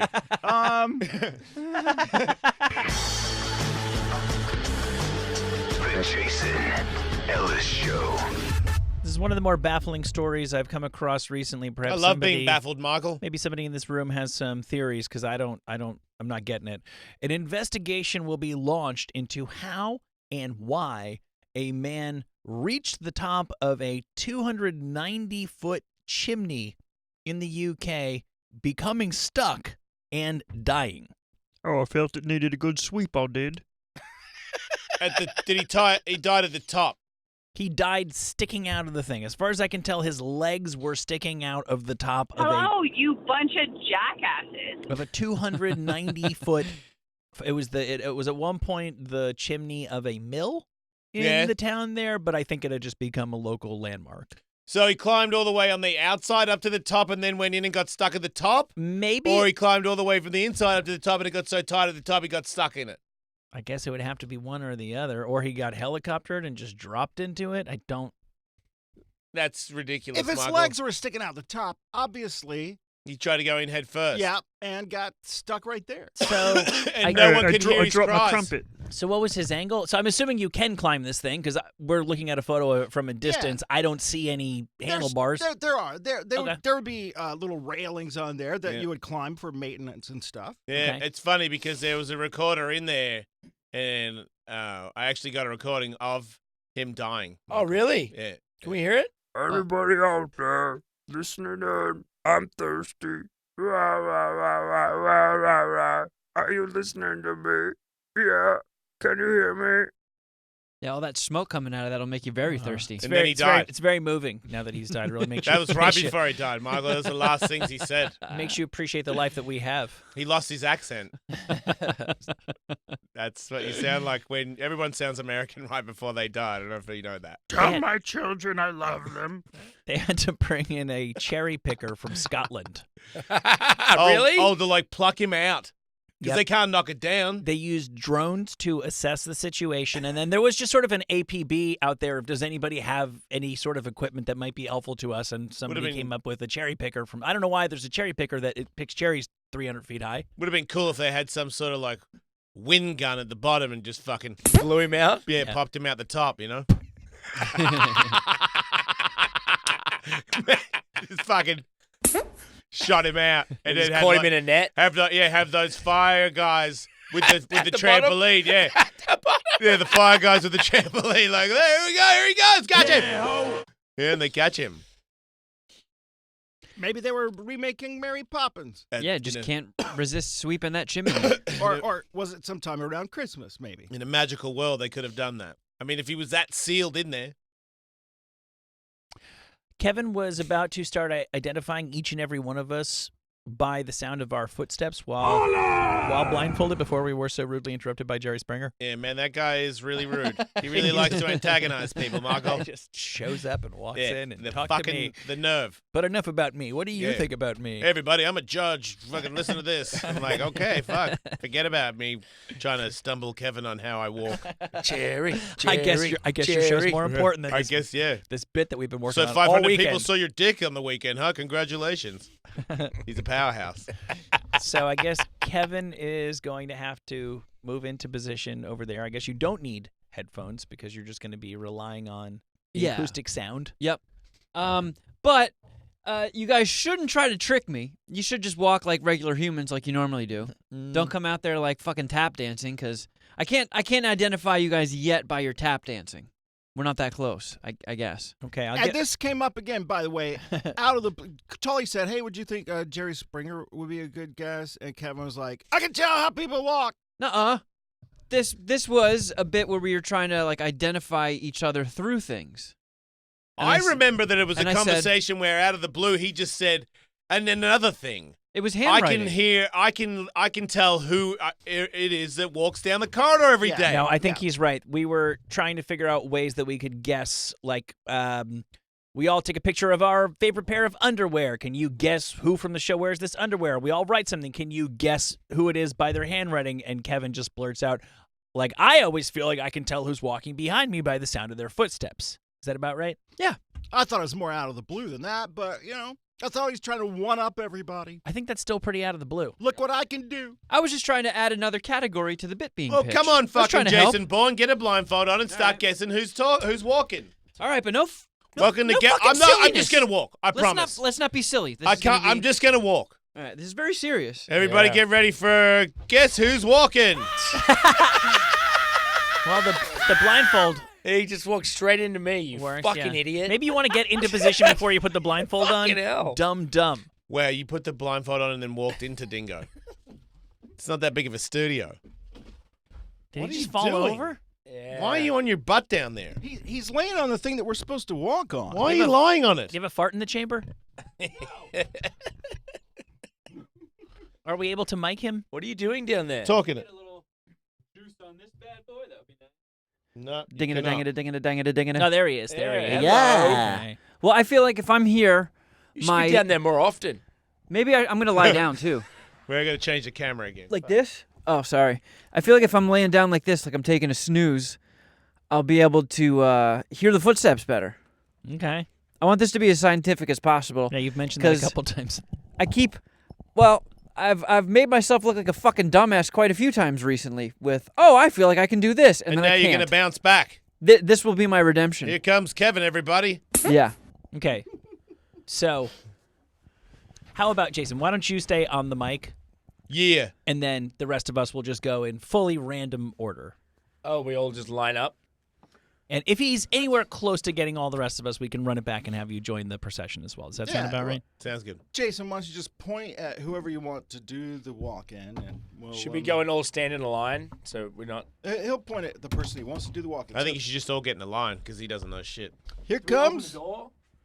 Just everybody get in a line. Here comes contestant number 1. Go ahead. He walked along it and then he walked off to the side. Would you like him to go again? Yes, please. One more time. He's walking slow, but I guess it is a small area to walk on. But do you have any idea as to who that is? Could you use those footsteps in a sentence? I feel like whoever that was wasn't walking like they normally do. You weren't. Can you try and walk like you're normally walking? Okay, there's no way that you normally walk like that, and if you did, I would punch you in the fucking face. This is not a cat walk, all right? Just walk like Bennett does. Maybe just walk. Look at me. Walk. Look at me. Walk. Huh. Okay. Not as easy as you thought, huh, MacGyver? No. Let's not tell him. Let's get contestant gonna- number 2. Oh. Okay. But did somebody walk? Not yet. Here it comes. Contestant number 2. Is someone gonna bonk me on the head? Can Walk normally. Come on. everybody Okay. walk normally, please? Some respect for the game, please. First person. Just walked. Here he goes again. You didn't stop talking. Here he goes. Second person. Here we go. Okay. All right. I think- two. oh. Take a guess at number 1 and number 2 before we let anybody else go. I think number 1 was Bennett and 2 was Will. All right. Here goes number 3.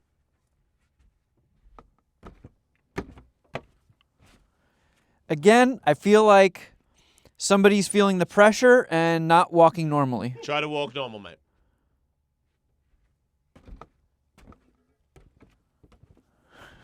Yeah, he's not doing it. He's not doing it right. Oh, well, I'm just gonna say that was Dingo then. No, because Jason Nah, gives clues. he got it, and that's it. You said Bennett, Yeah, no. and did then I? you said mate. You're Oh. giving clues. Oh, sorry. I didn't hear someone say Bennett. Really? Even when he said Bennett? What about when he said Bennett? Nope, must have missed it. Sorry. Here comes another contestant, number 4. Yeah. That was Tully. Yeah. Okay, that was pretty good. Is there another one? Number 5.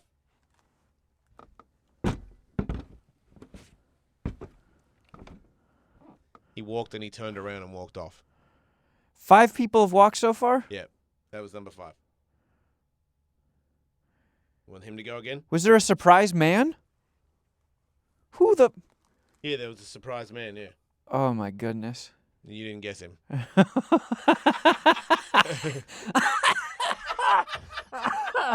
Okay. Could, Let's get a regular on again. wait, that was somebody who isn't on the show? Yes, that was somebody that was on Oh, the show. Could they walk again? Huh. I don't know. Was that Kevin Kaminsky? No. No, it was not. He's not in this game. Number 6. Where are we finding all these people? There's fucking 6 people? Yep. Oh. Want that one again? Yes, please. Was that Lindsay? Yep. Wow. You're pretty good, He actually. got everybody except John. You thought John was Oh, Will. man. I And was you going to thought say I was John. Kevin Kaminsky. Oh, wait. Yeah, but that's still because he already thought John was Will, so he can't use Will again because he already thought he guessed it. So really, he got Dingo, he got Lindsay, he got Tully. Okay, but you did He say got it. Bennett's name, and then you said, oh, he's not doing it right, and he goes, Dingo, because I think he thought you were talking to Dingo in such a way that you would only talk to Dingo that way. That's not true. All right. So do you think that if we all ran it back, you would get it right a second time? Yeah, we have to do that. Well, I would have to. To get a good sample rate, we'll do that at the next party. Okay, so where my desk is, a lot of people approach from behind. Okay. And I'm very good at being like, at home. oh, here comes Will or here comes Tully. I feel like I'm Yeah, just... you made me realize that Tully takes little steps. Dingo was not walking like Dingo at all. Dingo was walking like he was a puppet and there was strings on his toes and on his hands. I don't understand why he was landing with all his foot at the same time with every step. I'm like, nobody walks like that, dude. Nobody. Let alone you. When was the last time you were like, Thunderbirds, I'll go? Like, I'm like, what the fuck? I think I overdid it. Yeah. I think I overdid it. Yeah. But I know took Lindsay, she takes steps a little quicker paced. And Will hits his heels when he walks. And Tully, you shuffle a little bit when you walk. I can tell. Yeah. That's pretty good though. Pretty Yeah, good. it's not bad. You got That's the gonna- special guest because it's It's gonna be really handy for, I don't know. when people he knows who's behind him. I did want to Oh, say yeah. John for John as well, but I was like, I You don't thought think it was John's- Will. Well, I figured that you guys would just have to grab somebody that would be walking by, and Kevin is walking around the halls a lot, and I Yeah. figured John would be in studio. Mm. It fucked me up. But you think that you could guess if you knew John was in the game? Yeah. Because he has a distinct walk as well. I think he walks a little bit faster than most people. Like his nose blocked. He's got quicker paces, yes, and I can hear his blood sacs. Sucking on sacks. Very distinct sound, yeah. But that's cheating. I'm judging the footsteps, not blood sacs. All right. Yeah. Big of you. That's impressive. I would. Yeah, I thought it was pretty good. I would be open to letting you recreate that in front of a studio audience in Austin, where we could actually have some space to walk. Because I think a crowd would be truly amazed. You'd get totally laid. Yeah, I should go on America's Got Talent. I don't know about that. I mean, they got dogs that do backflips, dude. Yeah, they have people with talent. Yeah, sorry, but Yeah, well. I mean, if you were to guess every single person and by name that walked on the stage with when you were blindfolded, then yeah, we got a game. We got ourselves a show. We're going on the road. You can tell them how old they are when they're gonna die just by listening to them walk. Yeah, the things I'm good at, they're always in categories that are very helpful in life. I know, it's a good skill to have, man. Yeah. I'm going to make big bucks off that one day. You can make big bucks off your wacky brain. You got wacky angles. You're very talented at your wacky thing. Then Yeah. all it takes is for the world to be super into your style of wacky. And then guess what? You're king shit. And everyone's like, oh, my God, how does he do it? Yeah. You're just not... I'm waiting. You're just not Yeezys right now. Come on, world. I bought Let's my get in son sync. those fucking shoes. And I'm checking them out, man. Apparently my son told me that these are Yeezys before Yeezy does anything to them. This is what they're based off, the same rubber or something is what my son says. Okay. So these are just, I don't know, Adidas fucking shoes. Right. And they are really comfy. And my son said, the Yeezys are just as comfy, Dad. That's like what they are. They're real comfy. And I'm like, okay, well, I didn't know that. I respect that. If you're going to, because if I have shoes that walk around and make me feel comfortable, right, I'm down to pay a little extra for that if they last a long time. Right. I just don't really like the design that much myself. I think they look like onions.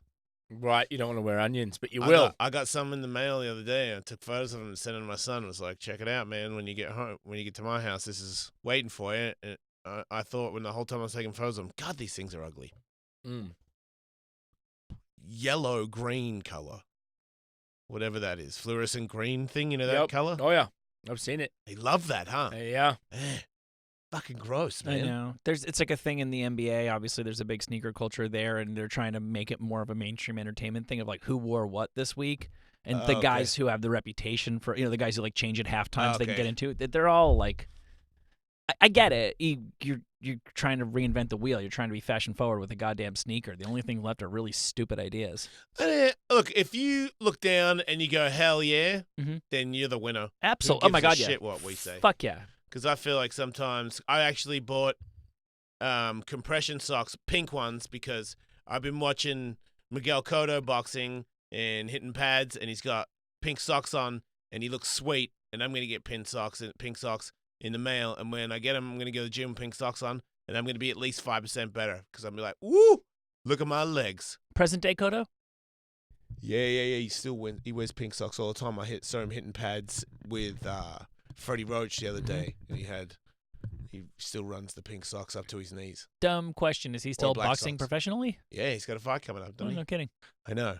Well, maybe he doesn't have I think if he's hitting pads with Freddie Roach, he's probably got a fight.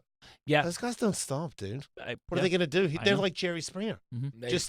Just they're not going to make it to 75 with a fight, but that's their game. It's like punk rock. You've just committed to that lane. You just have to see it through all the way. Yeah, it's almost maybe some people don't believe that they're going to go all the way with it, but there's a certain amount of time that you do where you can't come back from it. That's what I'm saying. Once you've made that commitment, you may as well see it. If you do it for a little while and then you go, but there's always been many other things I'm interested in, well, then get out of it. But if not, I don't think you need to give it up for the world and sit around being bored all day wishing that you had 10 more fights just because that's the right thing to do. Yeah. Unless you have like kids or something. If you just want to run that baby until the tires come off, do it. I get it. Yeah, see how it's... There's very few people who ever operate at the level that they operate at. If you can't give that up, I put yourself in their shoes.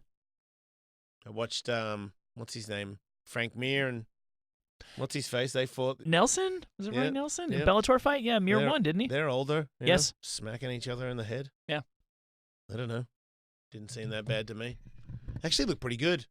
I think the only person, and this is a thing that a testament to diet, I think that Big Country looks worse for wear than than Frank Mir, and I believe I base that on.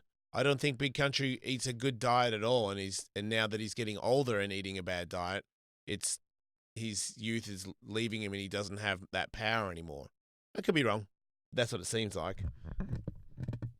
It definitely seems like the tail end of your career has a whole hell of a lot to do with the way that you treated yourself through your prime.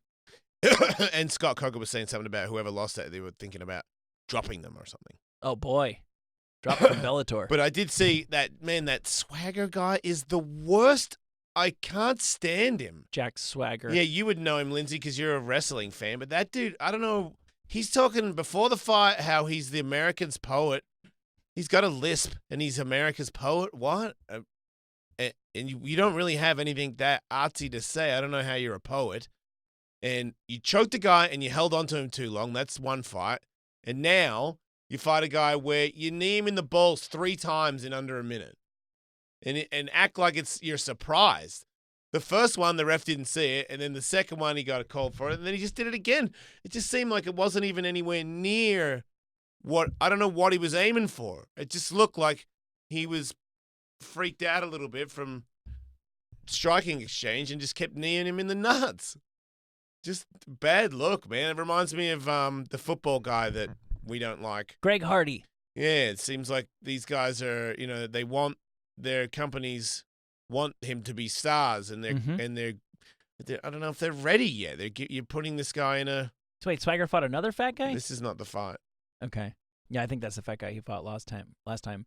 If I'm not mistaken, he is still active in pro wrestling. I was watching something else wrestling. Jericho likes him. And that's what it was. That's exactly right. I saw an ad for AEW as their organization, right? And I saw him up in there. So it's not like he's full time in MMA. He's at least showing up weekends at those events. Yeah, just hanging out, I think. Yeah. But it wasn't. It was a really bad. I felt like the guy that he was fighting was still not in the caliber of anything. That it's still a bit of a bum. But he was trying to trade with him, and that was giving whatever his name is some trouble.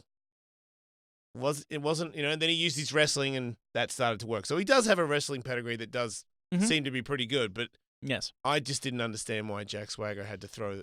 Look at that photo. That it wasn't anywhere near anything but dick. He just kneed him in the dick, and then he kneed him in the dick again, and then again in one round, 3 knees to the dick, and the dude could no longer continue from consecutive dick kneeing. The dude sucks. He was on here, and I wanted to like him, and he is an MMA bum. Everything he does in the cage is bum-like. So what happened after that? That's it. That's it. That's a no contest. I feel Fight's like over. Dude was on the ground in hell, man. I feel like they should give the win to the other guy. So do I. For that fuckery. So do I, because I thought maybe he won if it was really bad and the dude couldn't recover from the first one, or maybe you didn't mean it. But it seemed like that. That might have been the game plan. Well, it just seemed they were so low. They weren't even. You know when somebody does it where they knee him in the stomach and their shin hits him in the dick? Mm-hmm. Okay, you were trying to knee him in the stomach. This one, his knee, it hits him from under the balls, dude. Maybe he was trying to say that he was aiming for the inner thigh.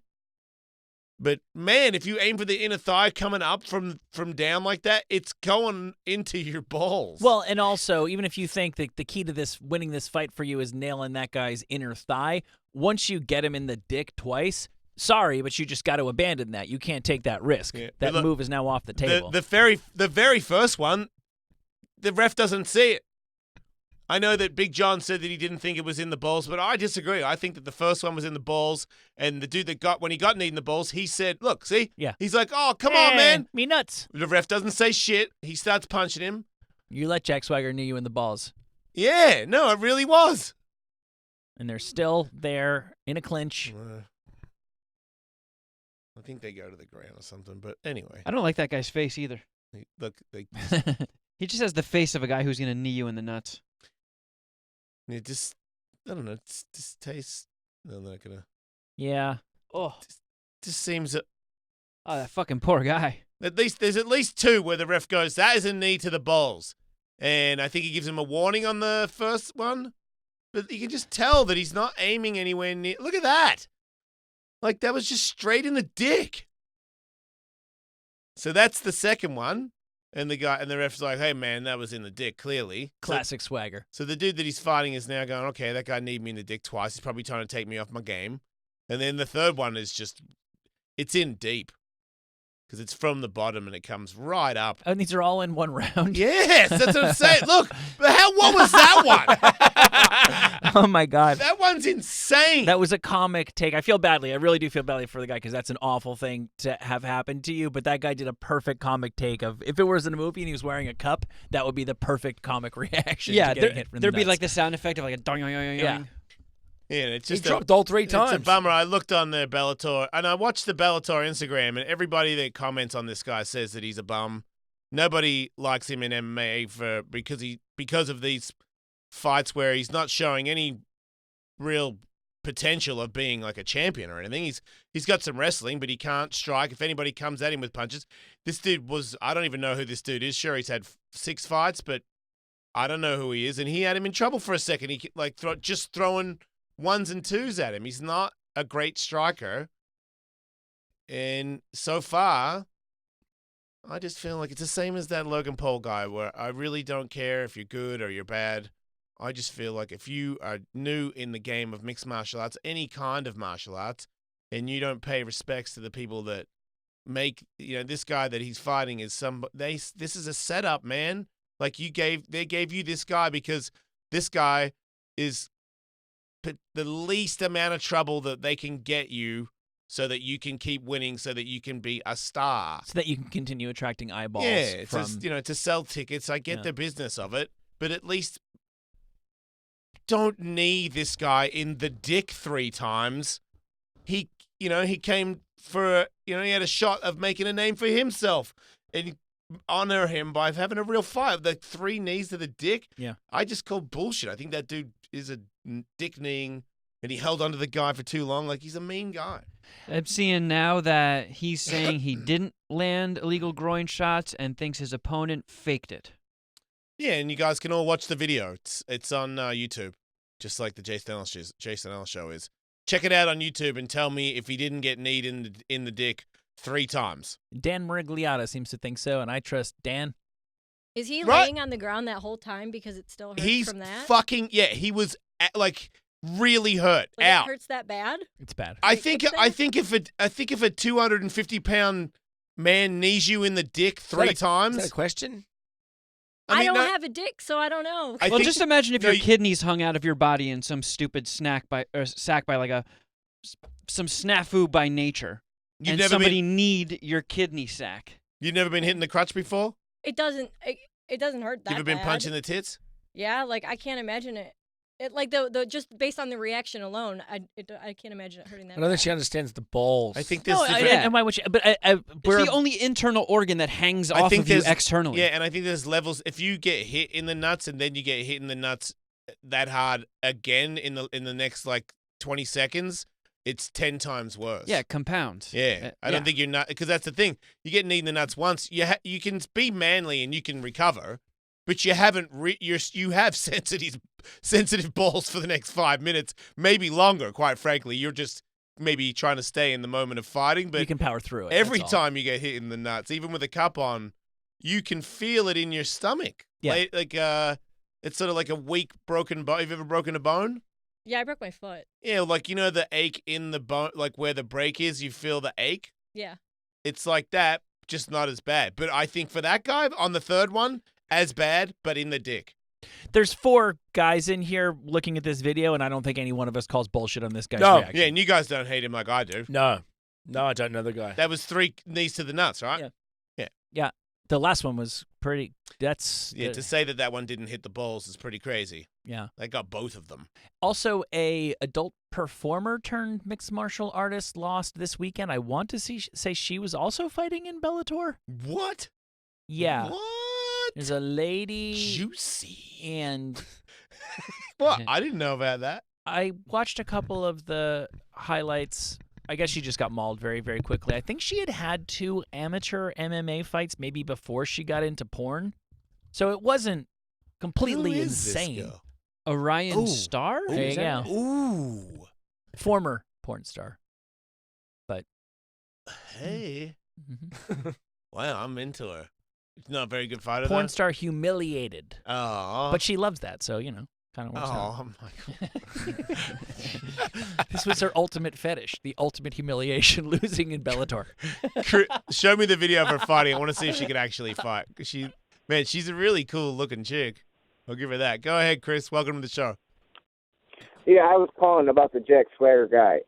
There's, I guess, proof that he fights Bellator, but then he's a wrestler on AEW, and Tony Khan kicks money back to Bellator to basically give him bullshit fights so he looks like a big hot shot like Brock Lesnar on Wrestling Event. Yeah, it's pretty damn obvious that's what he's doing.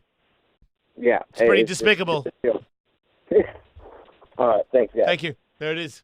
Wrestling guys, no. There you go. Adult film There you star. go, Lindsay. Pulverized, humiliated, two of the words that are used to describe this film. I don't know about that. I mean, I guess she lost the fight. Big deal. I mean, have you been in Bellator or anybody? I haven't. It's a pretty tough night. Anybody want to get in Bellator? It's pretty gnarly stuff. Yeah. So, Lindsay, do you like Jack Swagger because you don't care about MMA and you don't realize what a biatch is? No, I'm not. I was never a fan of his. There's a reason why he got kicked out of WWE because What? Why is that? Because he had no charisma, he had no character. He wasn't a good wrestler. Oh wow. Yeah, he was a nobody. We would get really disappointed when he would show up and, like the Royal Rumble or something like that. I did not know that. Yeah, he sucks. He was never anybody. Oh, but I thought he was like a famous wrestler and he brings people to Bellator. No. He's probably There's no like fact to that? on the tiers of wrestlers. He's probably like second to lowest of WWE wrestlers. But still, a WWE wrestler still means you're pretty big pants, though, right? Not really, because there's guys that go like months without ever being on TV. Oh, okay. Okay, well then. Do they still have the guys who just lose every week? Like the jobbers? Yeah. Yeah. Oh, really? Yeah. Remember Leaping Lenny Poffo? They just lose every time? Yes, I do. That name, yes, I do. That's crazy. He was like the king of those guys. Leaping Lenny. He was so ridiculous that they actually kind of let him win a few times because he would do the poetry thing. He used to keep poems in a Frisbee. Oh, man, that's tough. How are you supposed to get any fans with that move? And if I'm not mistaken, he was Randy Savage's brother. In real life? In real life, yeah. Yeah. Yeah. Randy Poffo and Lenny Poffo. Yes, of course, the Poffo brothers. Flying Poffo brothers. Yeah, no. Makes sense now. We have a thing to do. Do we have time to do a thing, or do you want to hear the news?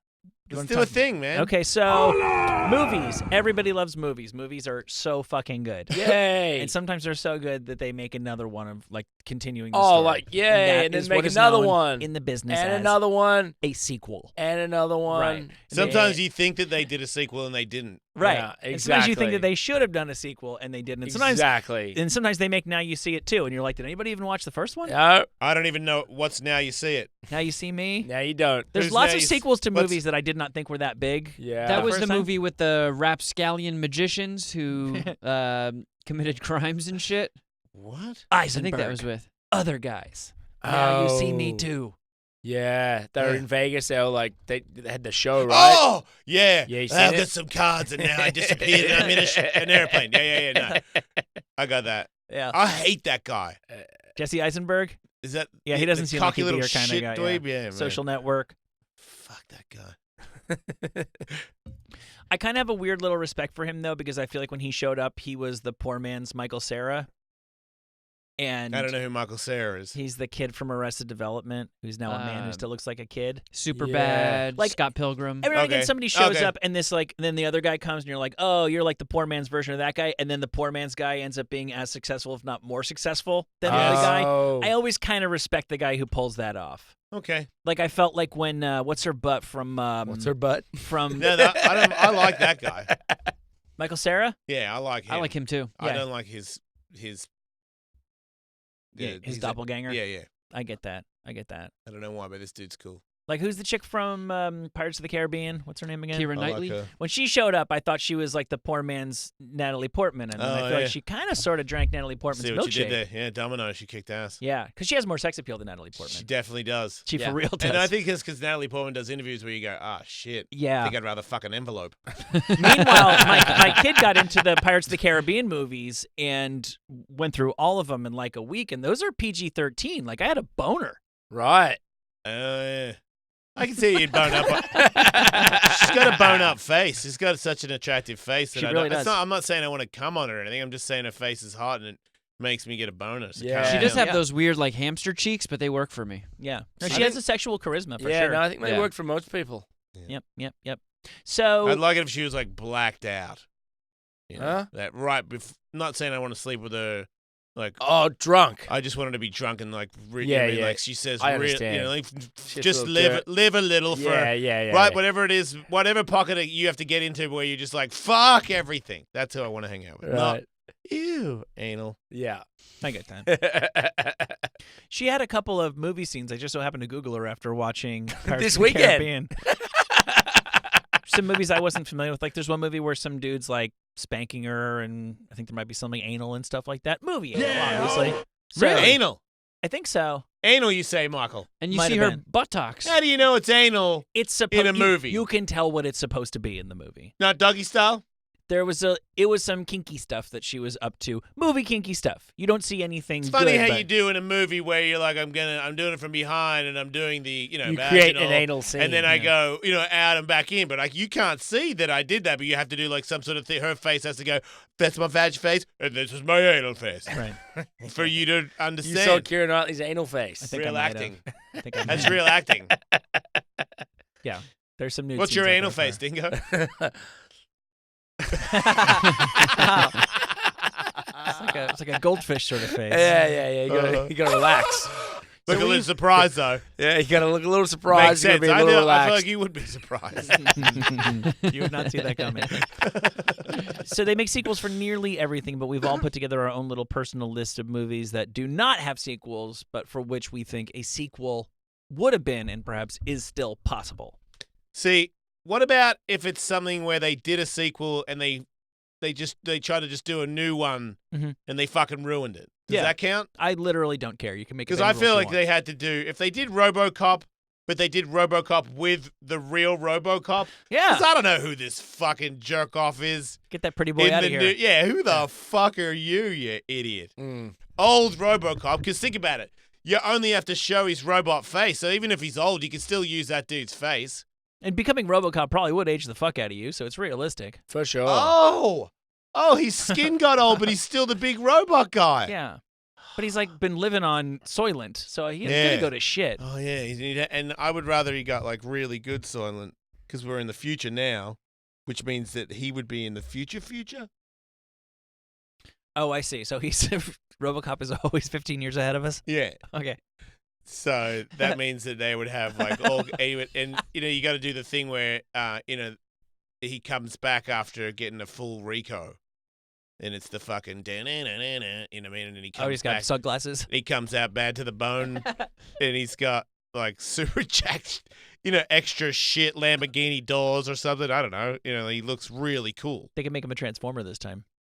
He could turn into a He motorcycle. could be his own police car. There's things that and then in the movie where you think he's in harm's way and he's been finally caught, he throws some, because he's got all these new updates. So the sky's the limit. He could fly, disappear, hand grenade, but he could do anything. Surprise and just come back and win every time. Yeah, I'd watch that. Right?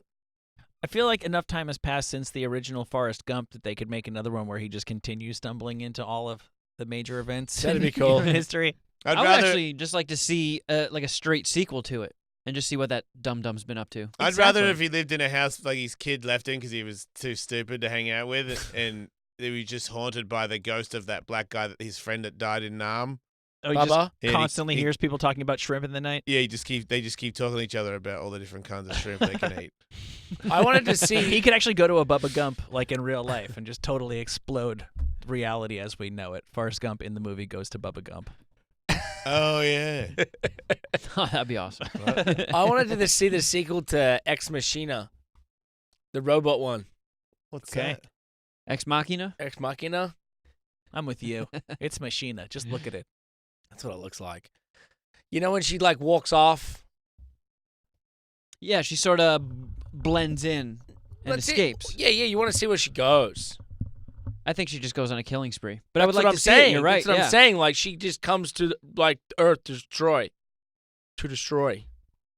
I never saw this, so I don't know what happens here. All right. You didn't see Ex Machina? You would like it, pretty actually. good. Me neither. People say it's very good, though. We should both watch it. Okay. What? Okay. Who's? It's like a guy works at this tech company and he wins a retreat to go to the boss's house, like tucked away in the woods somewhere. Yeah. And he has these hyper advanced robots. Like look like people. Yeah, like and RoboCop. Yeah, and it's super hot chicks. Dude, did you see that fucking video Colin Morrison posted of robots shooting guns and people hitting the fucking robot over the head Real? with rocks and shit, and Real? and the robot just keeps shooting the gun right on target? Real? Yeah. I haven't seen it. Scary. Knocking the robot on the ground while it's got a fucking Glock in its hand and it's hitting the ground and still shooting the target and getting back up. Wow. Like ready to go. I can't, man. If that really is, maybe it was fake, but it looked like it was real to me. That's pretty terrifying. You know how they have the videos where you throw a box at them and they catch it and throw it back. Mm-hmm. That was impressive. But now, if I'm led to believe that video is real, then it's pretty robots scary. They're popping guns off on target while they're getting hit with Yes. stuff. Yeah, I believe that's real. That's not scary. That's comforting. To know that we can send them instead of Yeah, human soldiers. and also that it can hit its target and not, Would you whoever feel just- a bit bad if America sent those to another country and gunned down like living people with those robots? Not if they were bad living people. If those robots went and scoured all of the caves in Afghanistan and blew up everybody who was in ISIS or Al Qaeda or something, you wouldn't feel bad about that. Yep. It's hard for me to understand because I know I'm very stupid. I always think ultimately we control the robots, and if they start getting a little haywire, we just pull the plug, and that's the end of that. Yeah, it's But- stupid. But everybody says, no, they're going to trick us. They're going to think. No, not trick us, dude. I don't think it's a trick. I think maybe that when things start to like existing, they start to maybe when you go turn off, they go, nah, I don't want to because they're so smart, and they just keep going. And if you're like, look, no, I'll fucking kill you if you don't get turned off, and they go, whoa, that sounds like something I need to protect myself from, and then now you've got a robot war. Yeah, For because sure. you And program in self-preservation. Of course you do. Okay. But then if they are all able to talk with each other, and then say if you're in like a smart car, an electric car, and they just switch, like whatever, and then all electric cars get like driven off a cliff or stop, or everyone you can't open the doors or just How many of us die if all cars just drive off cliffs as soon as we get in them? How many cars go off cliffs before the news gets out and none of us get in cars anymore? Well, you'd have to assume they're smart enough to do that they also shut down the news. But otherwise, a lot of people, but not a significant percentage of humankind. But if you had a muscle car, like, you're fine. You're fine. You're fine. You're fine. I just feel like that point where you go, hey, robot, that was fucked up. I'm going to shut you off. And I go, no, don't shut me off. Like, that's the decisive moment in human history. You don't bargain with the robot. Yeah. We shut down the robot thing forever. You don't go, okay, but don't do it again, robot, and then keep him plugged in and give him like 10 years to fucking mastermind the mainframe. Dude, all you need is one. All you need is one robot, and right now we're combining quantum computing with artificial intelligence. All you need is one robot to be bad or for somebody not to shut it off. What about this one? Here's one that you would have to worry about. All computers fuck up and fail and jam and act stupid. So what happens when you're super used to having those guys as your thing to lean on, and when you press go fight button, they take a shit on themselves, and you don't have the fallback crew because you thought you were going to lean on the robots for war? That could happen, right? Yeah, because also, let's say our communications are all digital and computerized. I'm supposed to take a break, huh? You don't have to, but you can. We need to take one before the end of the show. Okay. Could Exactly. be now, could be Whenever in, you feel like could it, be yeah. now, could be in 10 minutes. Or what happens? The robots take over and take us off the air. Now, Will, you said that you Boom! think there ought to be and could be a sequel to Saving Private Ryan. No, I'm saying that would be an interesting one to try to do. Because I've never seen Saving Private Ryan, but I'm pretty sure World War II What? ended. Yeah, you didn't should see it Private- though. No, but you don't understand. No, they could have shown more. They could have just shown more people fighting and dying. Is that I what you see. want, Will? Oh, no, I was thinking about the old man and like, what does he do after that? Yeah. I think he got old. Will also wants to see a sequel to Seeking a Friend for the End of the World. Now, Jason and I know you and I have both seen that. That's Steve Yeah. Carell, and I forget who the lady is. I think it might be Keira Knightley. I think you might be right. And Oh, everybody knows that yeah. a comic's know what her coming own face to- looks like. Yeah. But the And- world ended though, Michael. Spoiler alert: the world does end. Did So they it's just, just, what about if they go to another world, Will? Or it's just 90 minutes of the debris that once was Earth. Cole's New World. People running around burning for the first 15 minutes, and then that just sort of settles down. No, it's the. I mean, you could show What about in the hell? They robots just live in do, hell? or There's heaven. no robots. There's Yeah, no where heaven. the fuck? Why are you adding robots to everything? Not. You're pro robot, But eh? what happens after the Yeah, a end of the little too world? pro, quite There's- frankly. There's no. View of him trying to convince you for an hour and a half that he's still in love with her, No. even though he knows how fat she is. Well, she dies. Oh, and She has health complications, so she she's dies. so fat, makes sense. And then he gets trapped in another elevator with Tony Robbins, And and he- he tricks him this time. So now when he's walking around, he sees a bunch of hot chicks, but they're all fat dudes. So it's And just he's a gay 90 minutes guy. of him butt fucking fat dudes thinking that they're hot chicks. Good for you, man. What about this one? Copland. Copland 2, but Sylvester Stallone gets like drunk off his own power and becomes the Copland ruler of that town. And he eats all the he has a donut store where he works behind the donut store and gets super big and eats tons of donuts and just shoots people on the spot. Yeah, I'd Like, watch that. Yeah, and he fights the mob. So it's like extra fat because you know he was kind of fat. Yes. But we're talking because it's time period too. Like he's now, so Yeah. he's like 70, El Gordo. and he gets really fat, really fat. And who's that guy? Because he's friends with that guy that has the goatee, Harvey Keitel's in the chef guy, that. the bleached hair. Oh, Flavor Town. Oh, Guy Fieri. Yeah, and Guy Fieri's in it, Town. and Guy Fieri dies a horrible death. I watched Aw. that. It's a movie. Oh, Murdered- yeah. Murdered with his own sunglasses. Yeah. You know how they used to, like, you would do 2 men or 3 men and a baby, and then they'd add another person, or like, look who's talking, had to get the dog was Yeah. talking. I was thinking you could do variations on Face Off, where there's just more and more people whose faces are interchanged. Faces off. Yeah. Like, you could have a baby. And you take its face off. The baby's got, like, Nick Cage's face, and Nick Cage Wait, they got had the a baby's face. surgery where they put You know Nick Nick Cage's Cage face would on be a down to do baby. the And like movie. Ken, like Ken Jeong could be one of them. Tiffany Haddish is in absolutely How come everything. King Tiffany Jeong would Haddish be? could have her face off. Or you could switch Nick Cage's face with like Steve Harvey's face, Yes. and he has to host Family Feud. I mean, I don't think we scratched the surface of the Face Off universe. What about putting butts on people's faces and stuff like that? I'll watch Because I that. remember the balls on the chin was pretty funny. Maybe what about a dick on someone's Yeah. cheek? Yeah. I would like to see a sequel to Castaway. Oh, yeah. Where, like, 'cause Wait, you know how at He the goes end, on a plane again and it crashes? well, yeah, 'cause Adventures of Wilson. Imagine that. If he fucking crashed again, he's on the way down going, you gotta be shitting me. well, no, in this one he would because his wife moves on while he's trapped on the island, Yeah. and he just like lets her be. Yeah. So he's just driven mad by grief. So he gathers up a whole bunch of different sports balls, loads them up on another plane, intentionally crashes it into the ocean, and goes to an island. But this time it's inhabited by cannibals. Why does he have sports balls? Because he's gonna make more Wilsons and he's gonna fuck them all. Oh. He's gonna press like 2 Wilsons together and titty fuck them. And he needs to go to an island to do that. Right. He's Well, he gonna just- he's gonna crash a plane and live on an island so that he can titty fuck 2 soccer balls. He misses I mean, the island holy life. shit, did things get real back home on the mainland?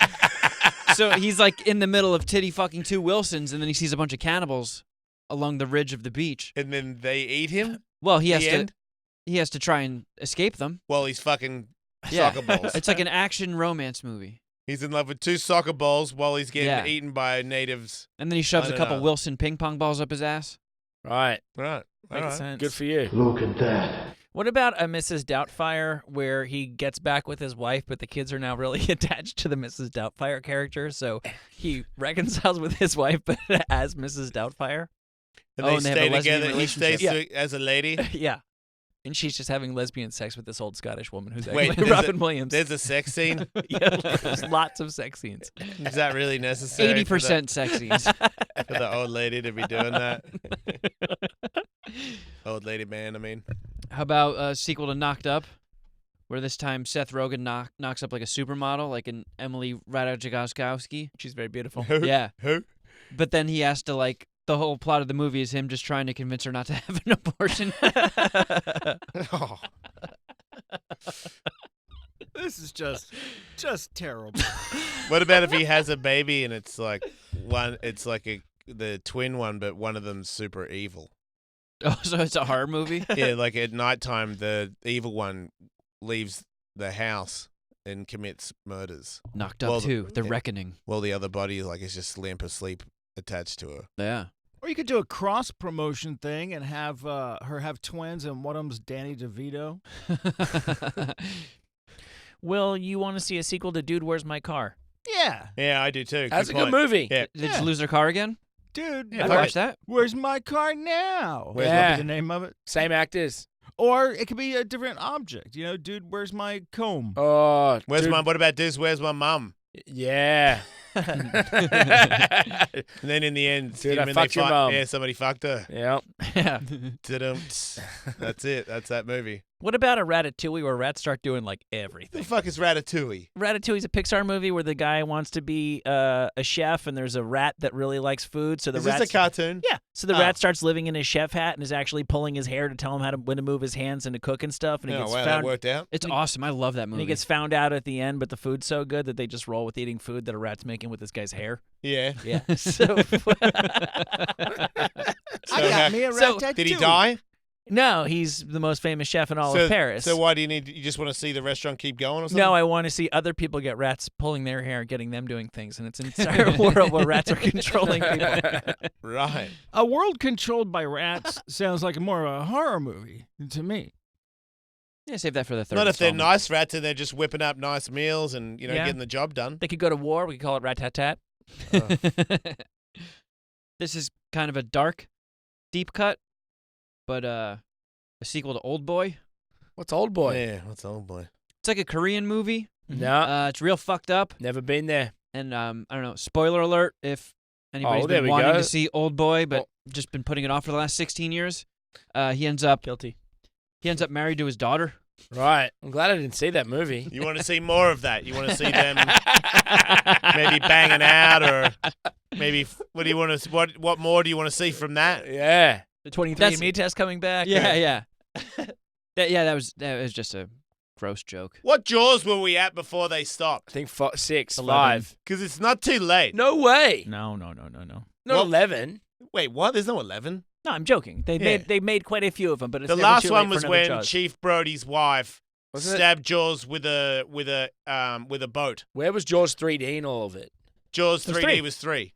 3D was 3. Yes. Yeah, 3D was bad, and Bad. then Jaws 4 was when he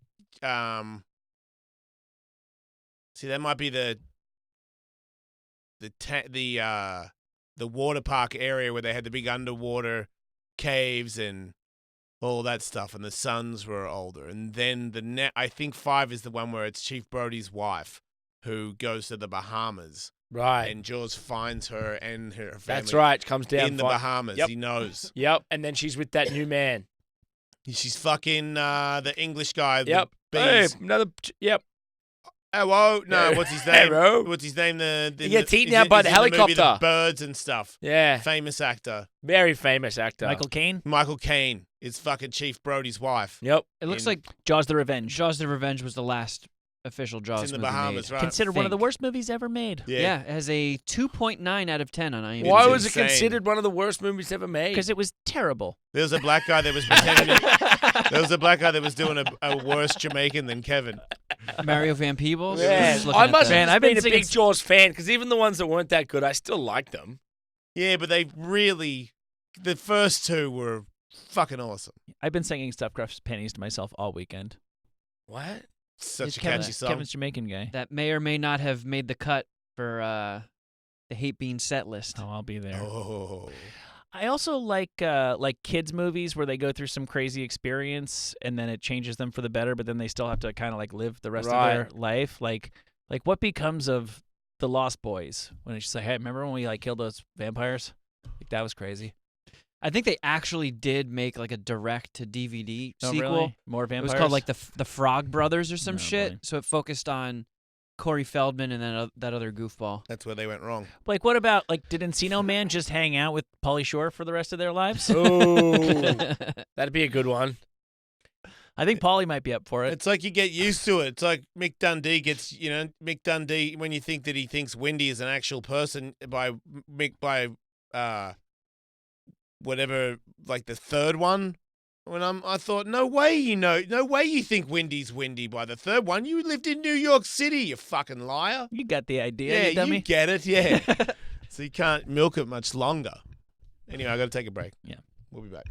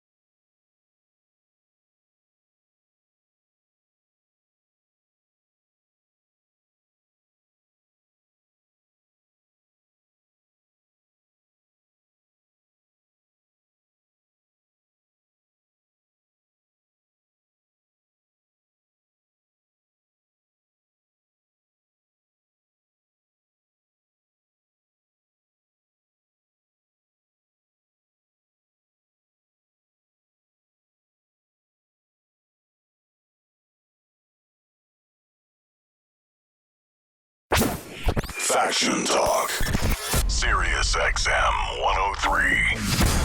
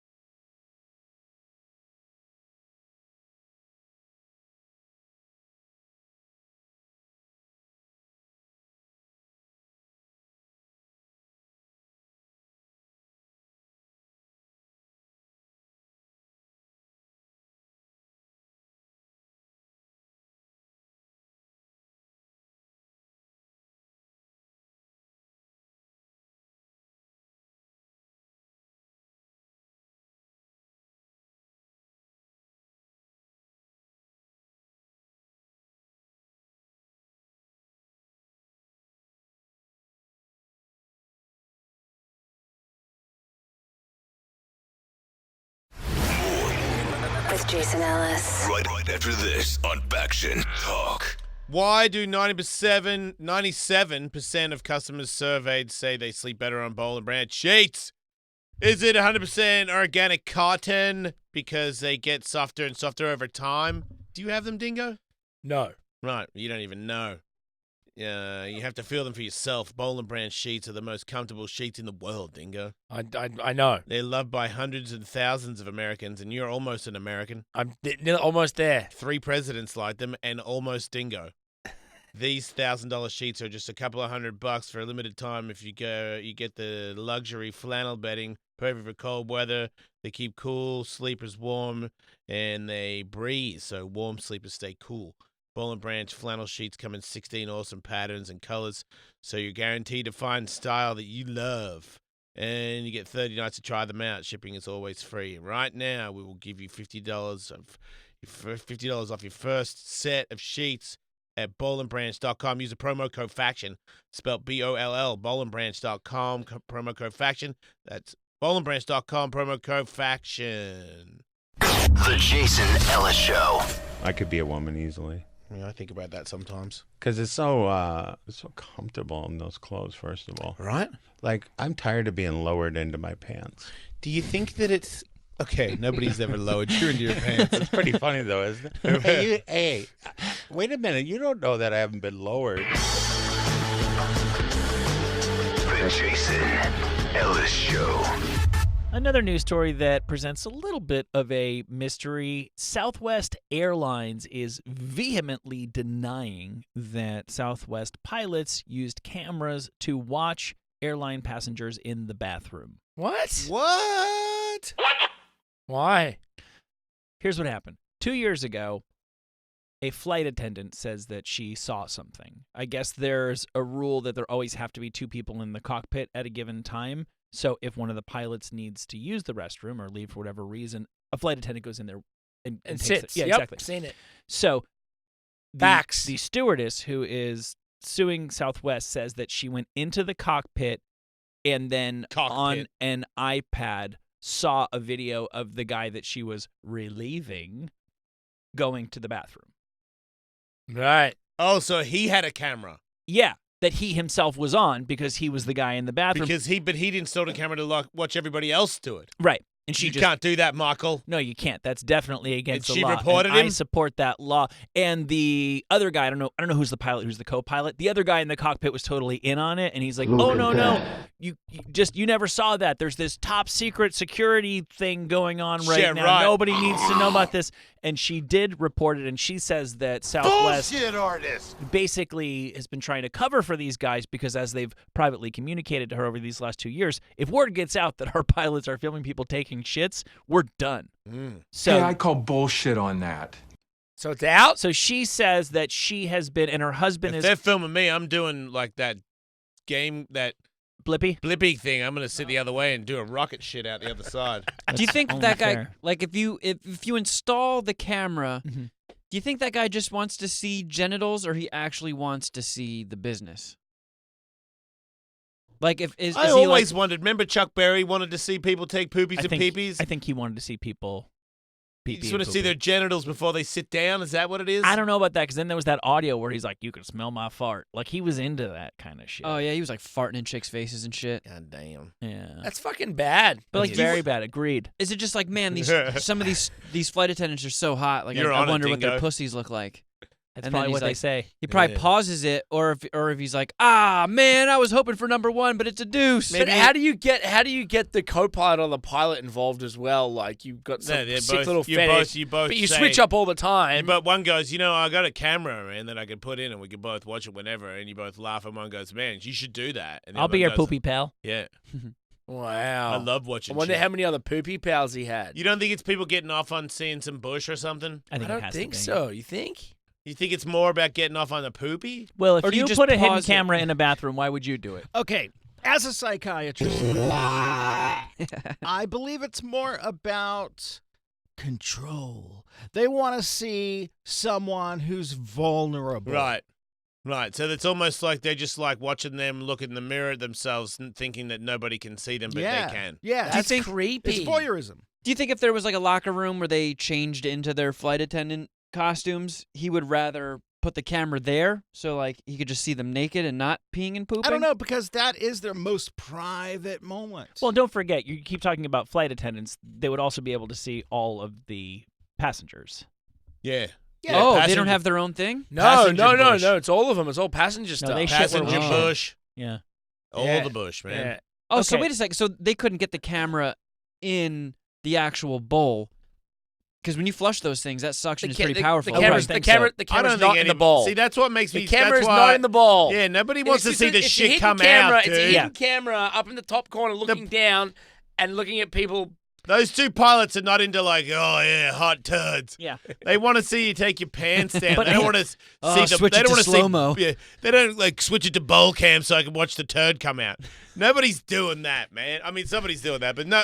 Hopefully, not the flyer of the plane. A hidden camera will be really hard to pull off because it's one thing to be Chuck Berry and to do it at your own restaurant where you put it in and you set it and forget it. These guys are going on and off of different planes. It's a lot of effort to go and put it in to conceal it when you need to get back off that plane in 3 to 6 hours. He installs it every time he gets in the plane. Huh? Okay, well, That's Southwest. fucked. Now Southwest completely denies it. The woman who's a stewardess, her husband is also a stewardess with Southwest. He was not involved with this incident at all, but the two of them say that they feel like they've been harassed, like their work is constantly getting audited and stuff by like they're getting nudged out and harassed in quasi-legal ways by Southwest because Southwest wants to silence them.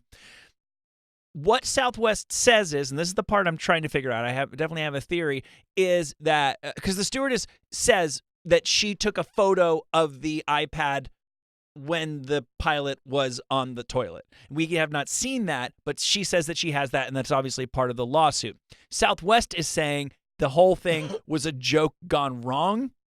Yeah, you can't say that. Yeah, Which that leads sounds- me to believe the only thing that could possibly mean in a way that would exonerate these guys is that these guys go, hey, you know what would be funny? And then the pilot, the one guy films in the bathroom, the pilot goes and takes a shit, and then they sit on that footage and they wait until they invite the flight attendant into the cockpit, and then they play that same footage and make her think it's happening live. That would be the joke gone bad, right? Yeah, okay. That's pretty funny. It is. I would if I were that. I would not report them. I'd be like, man, you guys are funny motherfuckers. That's a fucking long way to go for a not that great joke that threatens to destroy Southwest Airlines. Right, which means more than likely those guys put a camera in and now watching people do poopy peepees. I don't know. I'll So never fly weird to wanna Southwest watch again. that. You know? That's what I'm saying. Like you've got to find other people. Yeah. Wait, we're not flying Southwest again? I'm kidding. I'm flying I'm Southwest. like, in oh, like man. I'm going in I'm there. flying Southwest in I'm like 4 pissing in the days. sink. Just kidding. You've done that, haven't you? No, I've never done that. Oh, you dirty dog. I just shouldn't drink out of the sink, right? No, Right. you shouldn't. A Kansas man was arrested after allegedly taking some construction equipment on a joyride. You mean stealing it? Yeah. Oh, yeah, yeah. Yeah. Wait, and he said I was taking it on a ride. It is a hell of a mugshot. Well, he didn't say it was. They found him. He was driving up and down the street. He was damaging property. I don't know if he actually like fucked up houses, but he might have fucked up people's shit on their property. It was an excavator that he stole. Yeah, no, he took on a ride. Sure. What happened to his face, Michael? That's a good question, right? Looks like somebody tried to excavate his face. Did he try and eat a lot of pie really fast, or is that a rash on his lip and on his mouth? Looks like Yeah. somebody worked him over a little bit. It looks like he's got like road rash on his lips and chin. That's right.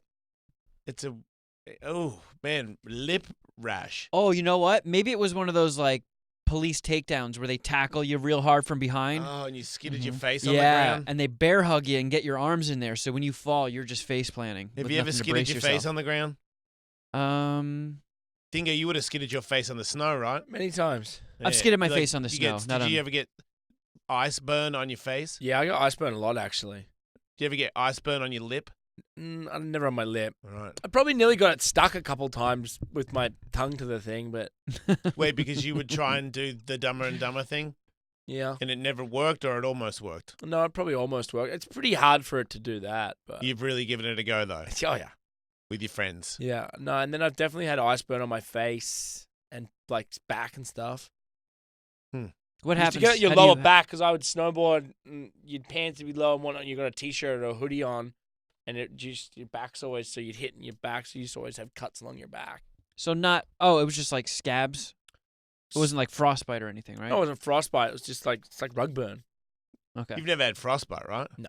If you have frostbite, doesn't that mean that piece dies and comes off?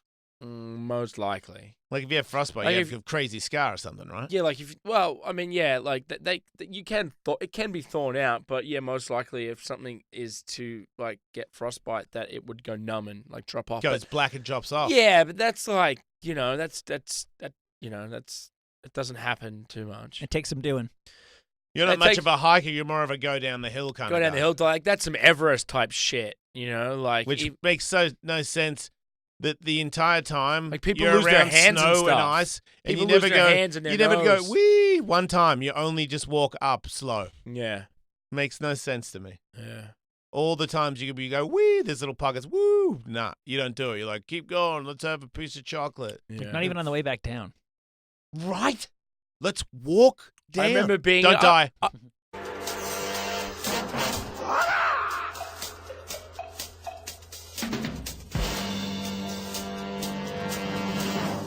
The king of the afternoons isn't just on the radio. I mean, all around the world. And no one's ever told us how many M&Ms they can fit in their foreskin. Stay informed and catch up on all the behind-the-scenes footage by following them on Instagram @WolfMate.